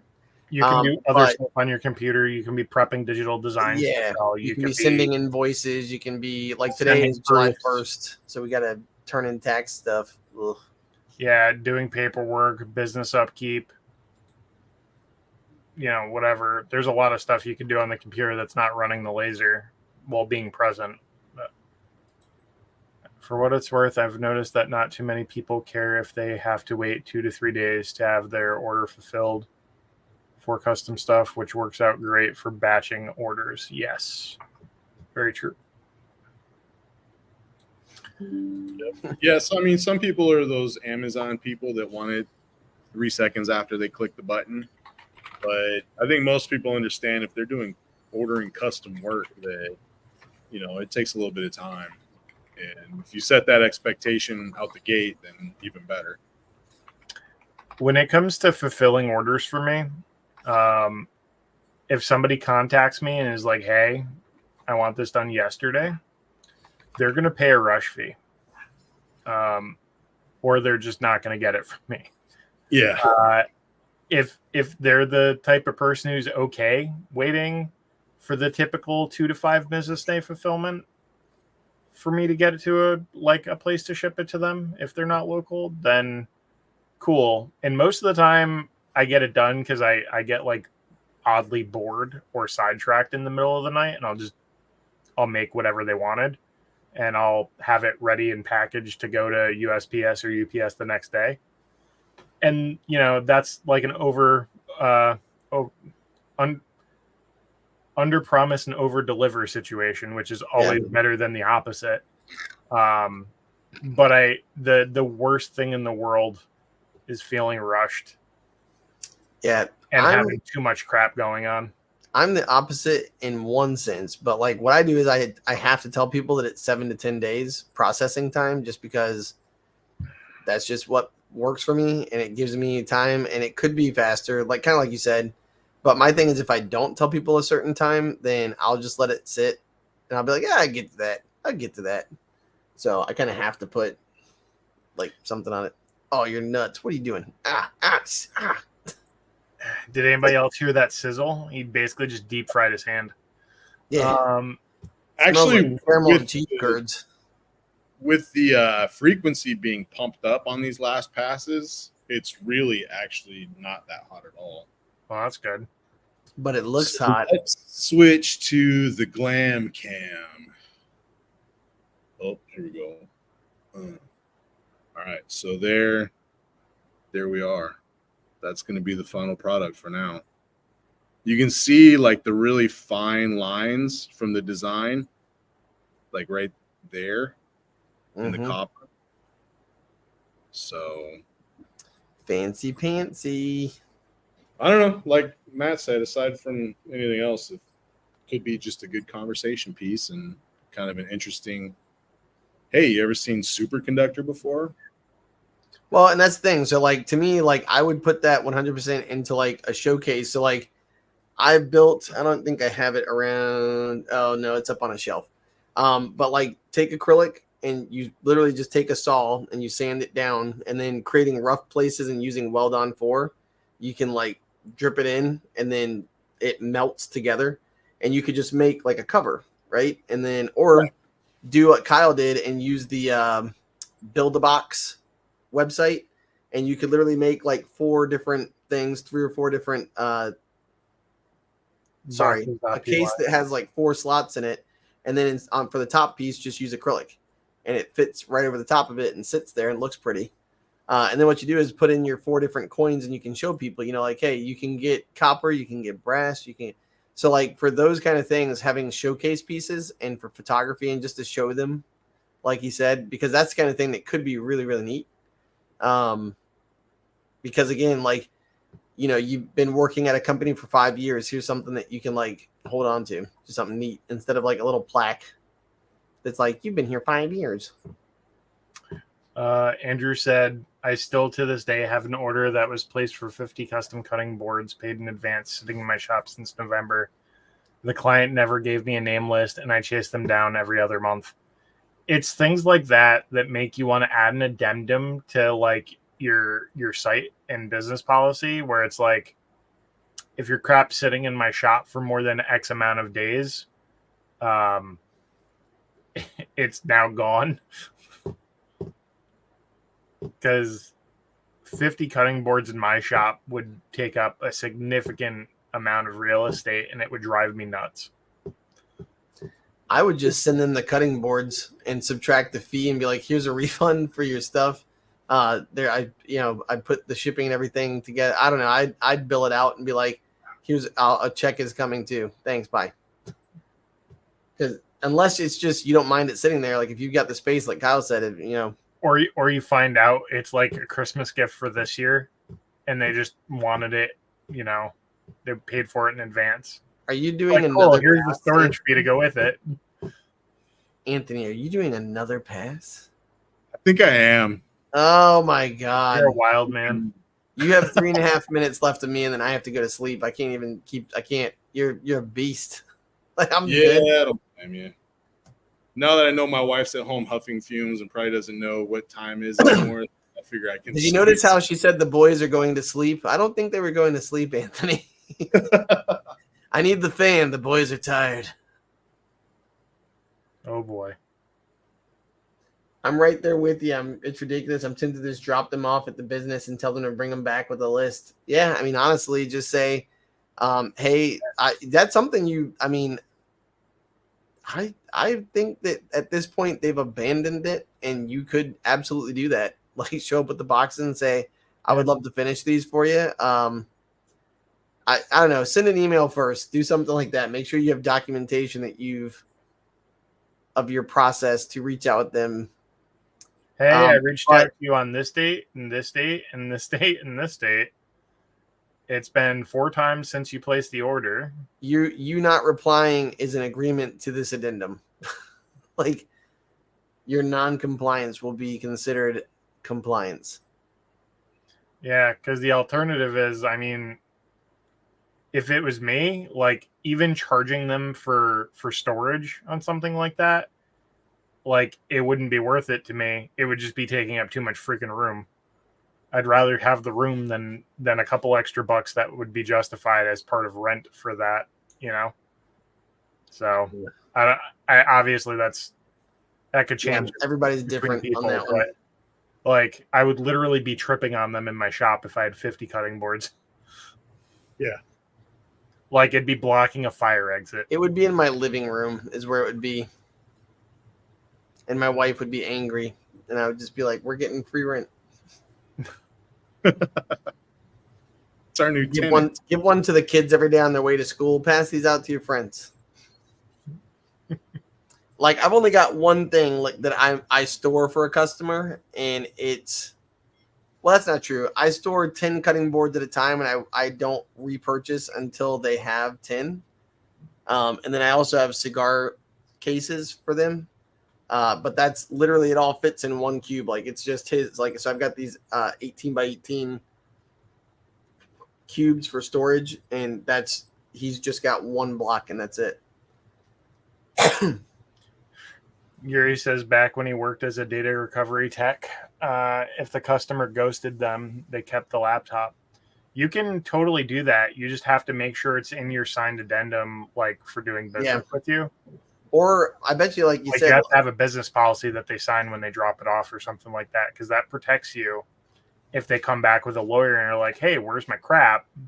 You're like, yeah, you dropped it off 9 months ago, and we've been trying to get to you for 6 months.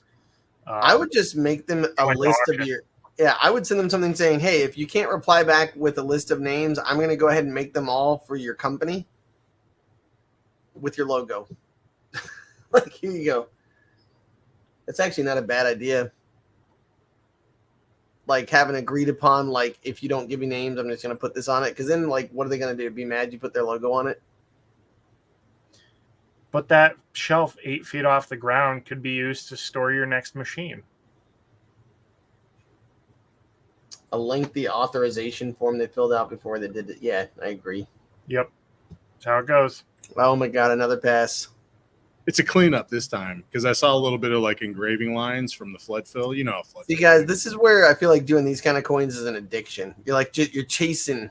Like, you're chasing it. I could quit anytime I want, Matt. Just one more pass. And he's like sitting there like,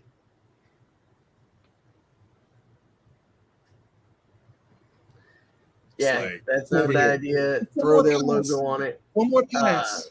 Yeah, what? I got the itch. Andrew said, or Gary said, that's not a bad idea. Throw their logo on it, and they can give it out as gifts as they see fit. To me, that's where I would say, hey, if you don't respond back by this date, and give them a freaking month. Fuck it. Oops. I mean, forget it. Oops. Sorry. I'm like Boyce. I'm like Boyce There now. goes my That's naughty. monetization. Naughty Matt. I know. Well, that's what I was saying was forget it. You guys didn't hear me. I went through a tunnel. He went extra Italian on that. Yeah, hey, forget about it. Forget it. Focaccia. But anyways, it's a type of bread, Kyle. Calm down. You're But yeah, about to throw get the an logo olive on loaf it. in a minute. Hey. Why you gotta be so sourdough? Hey. Garlic knots. Oh my god. Look at the pretty coin. We were just up to 11 concurrent viewers. Killing it. Boom. By the way, guys, hit like, subscribe. I appreciate you guys joining me, viewers and my co-hosts. Ooh, you got 12 Always a likes good now. time hanging Hell out. yeah. Get it. You go, girl. Yeah, dude, ever since I got the CO2 Galvo for cutting boards, it's like butter. Love the CO2 Galvo for cutting boards. I don't even think I have any. This is one of the things I need to do right here. I got these. I got to do one. It's an olive wood wine thing where like you put the wine in here somehow and it like You put the wine bottle in it and the gravity holds it up. Yeah, just like that. So it basically like it's like a shoehorn kind of thing and it just goes like boop, boop, boop, boop, boop. And I guess like as you drink it, it kind of like starts to show you how alcoholic you are, you know? Oh, that's rude. Well, no, like alcoholic content. Alcoholic literally means the application. It's the adjective form of alcohol, meaning you have an application of alcohol to your BAC. But anyways, you know, so I'm trying to like figure out what to do with these. I feel like a logo on them would be pretty dope, or like the name. I think don't know. Tipsy on that would be cool too, because the way it tips. Yeah. Hey. Hey. I was talking about good ideas though, so if you've got any of those, that'd be Hey. Oh, hey yo. Get bent. See? It's bent. Hey, probably don't want to put that on there. No? Okay. I'll be like, from my friend Anthony. Anthony. Yeah, but these are really cool looking though, and they're one solid piece. I don't know. It's something I want to. I've got a really good setting on the CO2 Galvo. And then this is something. Look at this. This is really interesting. This is like an olive wood, like big old chunky boy. Yeah, olive wood trivet. I mean, it's literally just I mean, you could hit somebody with this, and they're That gone. looks like a giant guitar pick. It's actually what it is. This is perspective, just to show you how big. Let me just hold it up. It looks much bigger than it is. So put fender on it, and you're done. Be a fatter caster. Ew. Because it's talking about food. If anybody is looking for good sources of like infrequent cutting boards for cheap, I like to go to Marshall's and Ross. Mm-hmm. And they have like really, like Ross for sure has really good cutting boards. You know what I was surprised? Like Sorry, cheap. go ahead. No, I'm just saying they're dirt cheap. That's all. So I went to IKEA and they used to have cheap cutting boards, and then they got like wise to what people were doing, because when people walked in and bought a pallet of them, I think they figured out like, wait a second. Like, what are you doing with those? So these right here, these little spoons, dude, I made 7 of these and I charged $20 a piece. Right? But it's because the girl wanted a special one from Amazon. And so, yeah, see, look, this right here. So this guy was $1.99. Look at a nice engraving surface that is, too. And on the CO2 Galvo, say it again. That's from IKEA? Yeah, so $1.99, and it's acacia, I believe.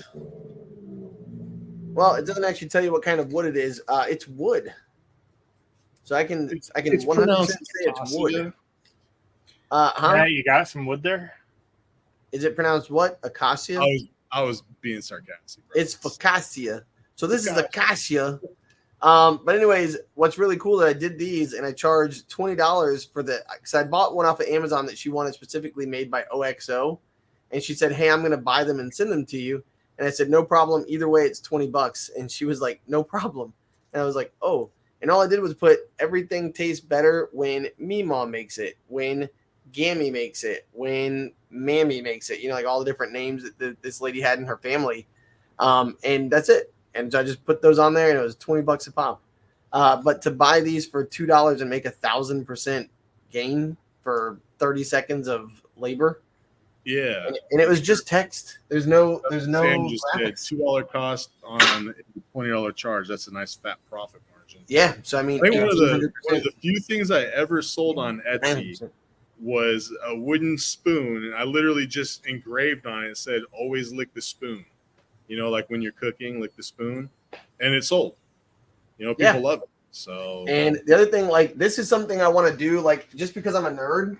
I'm really tempted to go buy this. Or I already bought it, but I mean, like, I like the anime, and so like Full Metal Alchemist is one of my favorites, and so there's this thing, right? And it's just a wooden hand, and like for artists and stuff like that, you could do some really cool stuff on this with a CO2 Galvo, like on a CO2 gantry. Maybe. But with a CO2 Galvo, you can make some really cool stuff like tattoos or neat things. And just for people to have as like because this is actually meant to hang on a wall. And I mean, you can do whatever you want with it, but it holds stuff. Right? So that's literally what they have it at IKEA. My daughter, I bought her this and the little guy to like the little person for drawing. She loves drawing. So there you go. But anyways, they've got all kinds of neat stuff. That would make a hilarious toilet paper holder. Yeah, well, what's funny is, like, I have it sitting on my laser most of the time like this. And I look over and I just laugh because I forget that I have it like that. And then my daughter, we're all adults here. That's why it's funny. You put 2 fingers up and then put the roll of toilet paper on it. Yeah, exactly. That's how you get poop on your fingers. Timu has wooden hands for, I can't see with the little heart symbol. $7. $7. $7. Yeah, those I think were like 12 or 13. So, I will say IKEA got wise to a lot of their products being laser engraved, and I think they bumped up the cost because they used to have these little wooden crates were like $6, and you could buy the crate for $6, engrave it for 20, sell it for 20. And all I would do is I put like Mama Bear, and I had like a cute graphic on it. And like then I'd say like, hey, if you want, you could get $20 for the crate. But for $50, you can fill it with a few more items. And I'd put like a hat and a cup in there. done. You know, and instead of $60, they got it all for $50. Teapots. Oh my god, I didn't even know they had teapots. That's cool. They have glasses. I got cheap glasses for engraving from there. I think they're like $2 a piece. You can get them way cheaper from other places, but you know, just for practicing on. And they have like a higher silica content, which actually makes for better engraving because it gives you more something to hit with the laser. So I've had some pretty good successes with their stuff. And if you don't have an IKEA near you, Hobby Lobby sells almost the exact same. Yeah. spec. Oh yeah, for sure. Dollar General, probably $1 more, but it's still a great source. Hobby Lobby, I was heartbroken because every year they always get good cutting boards in, but this year all the ones in my area, none of them got the cutting boards until like 2 months ago, which is kind of late for them. But they finally did get them in, and they're all acacia cutting boards. You can get ones that are maybe 4 inches, and then they have some that are good for like people that like to barbecue because they're like 1.25 inches thick and about 24 by maybe like 16 inches or something like that. Like it's a good size. Good like one. you could throw a brisket on it, and they're that's dope. super thick boys. So it's a good source. I mean, everybody's got a Hobby Lobby near them, it seems. So it's when Matt tipped me off about cutting boards at IKEA, I went nuts and grabbed like a stack of a variety because they were the cheapest I could find them anywhere, even online. That was when I first started too. That was like, I looked at the website last week. They've literally more than doubled. Oh yeah. There was the way I paid off my first laser. So $3,000 worth of this one product was literally just, I bought they had $5 cutting boards, right?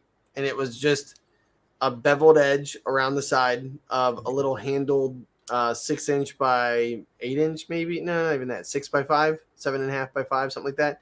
Yeah. And it was just big enough to put like the Smiths in a little symbol or a S or something.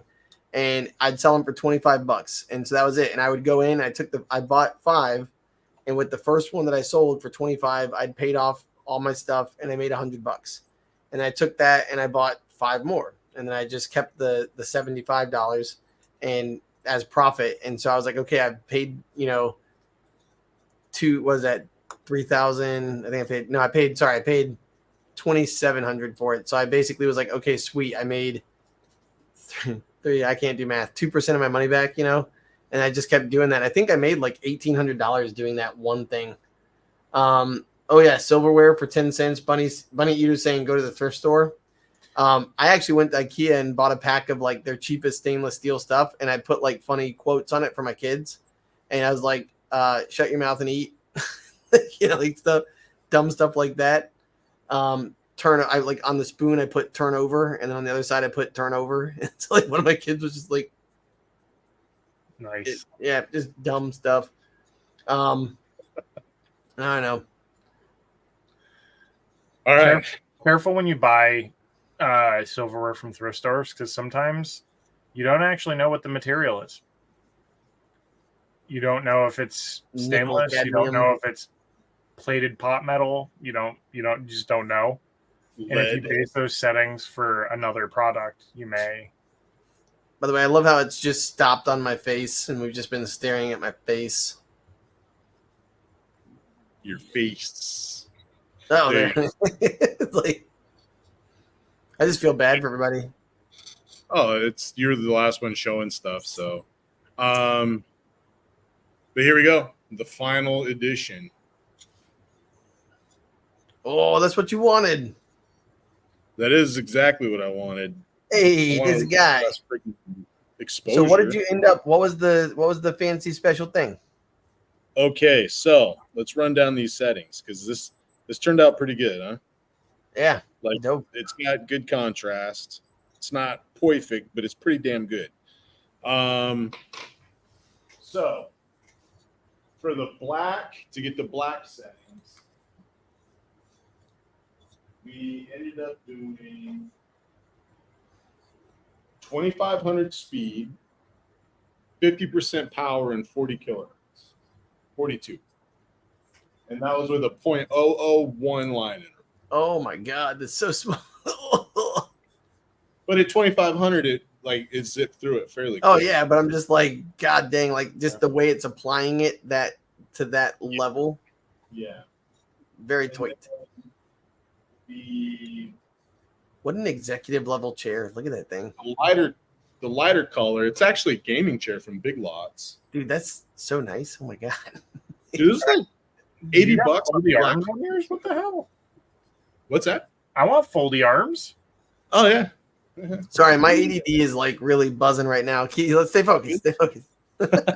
So for the light mark, for the light contrast, 3,000, 40 power, 120 kilohertz, and 0.005 line interval. Okay.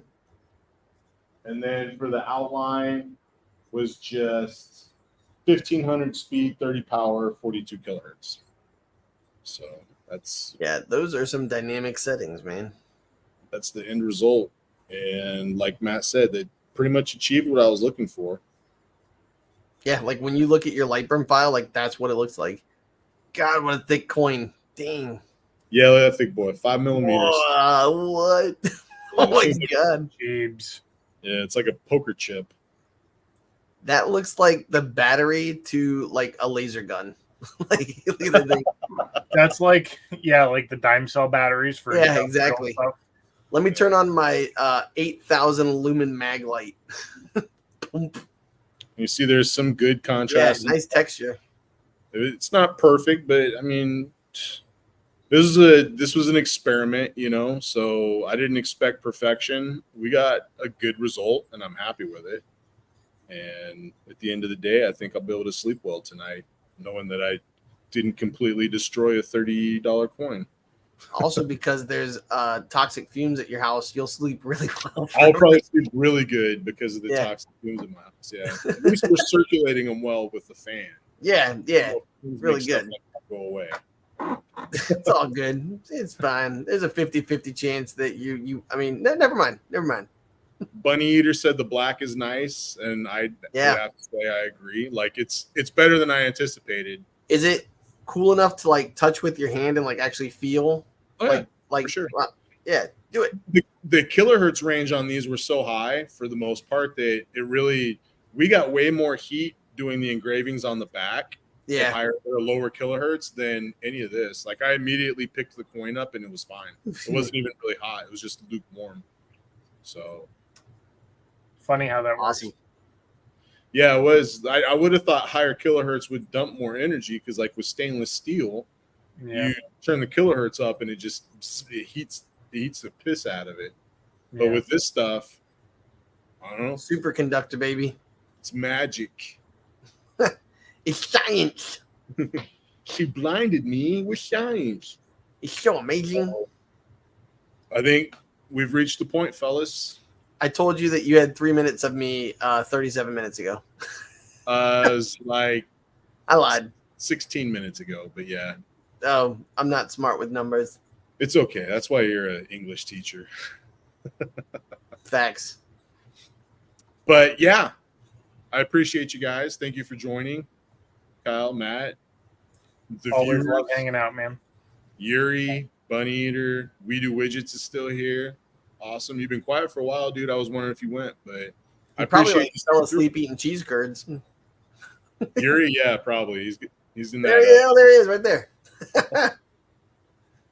Great stream. Thank you guys. It's, I want to do more stuff like this, just like experimenting and trying stuff out. So I opened up the video with nobody here listening to me, so I'll say it again. If you guys have any crazy off the wall ideas that you don't have the time or maybe the money to do, hit me up. Leave a comment in the comment section after this is closed. Throw some crazy ideas at me. And I have an open invitation. If you find an F theta lens on any platform for less than $30, I will buy up to one a week and test it out until it works. So far, I've done 3 and 2 that were under 100, 2 300 millimeter lenses. But I have like 7 or 8 lenses now because I just see these random ones online and I post them on Discord and say, hey guys, I haven't tried this out, but I'm buying one if you want to get in on it. I've paid, I think, less than $30 for 2 lenses. And yeah, so if you guys see that, leave a comment, hit me up, and I will buy one and test it out just for grins and giggles. There you go. All right. Well, thanks, guys. I appreciate you showing up, and everybody have a good night. Have a good night. Bye.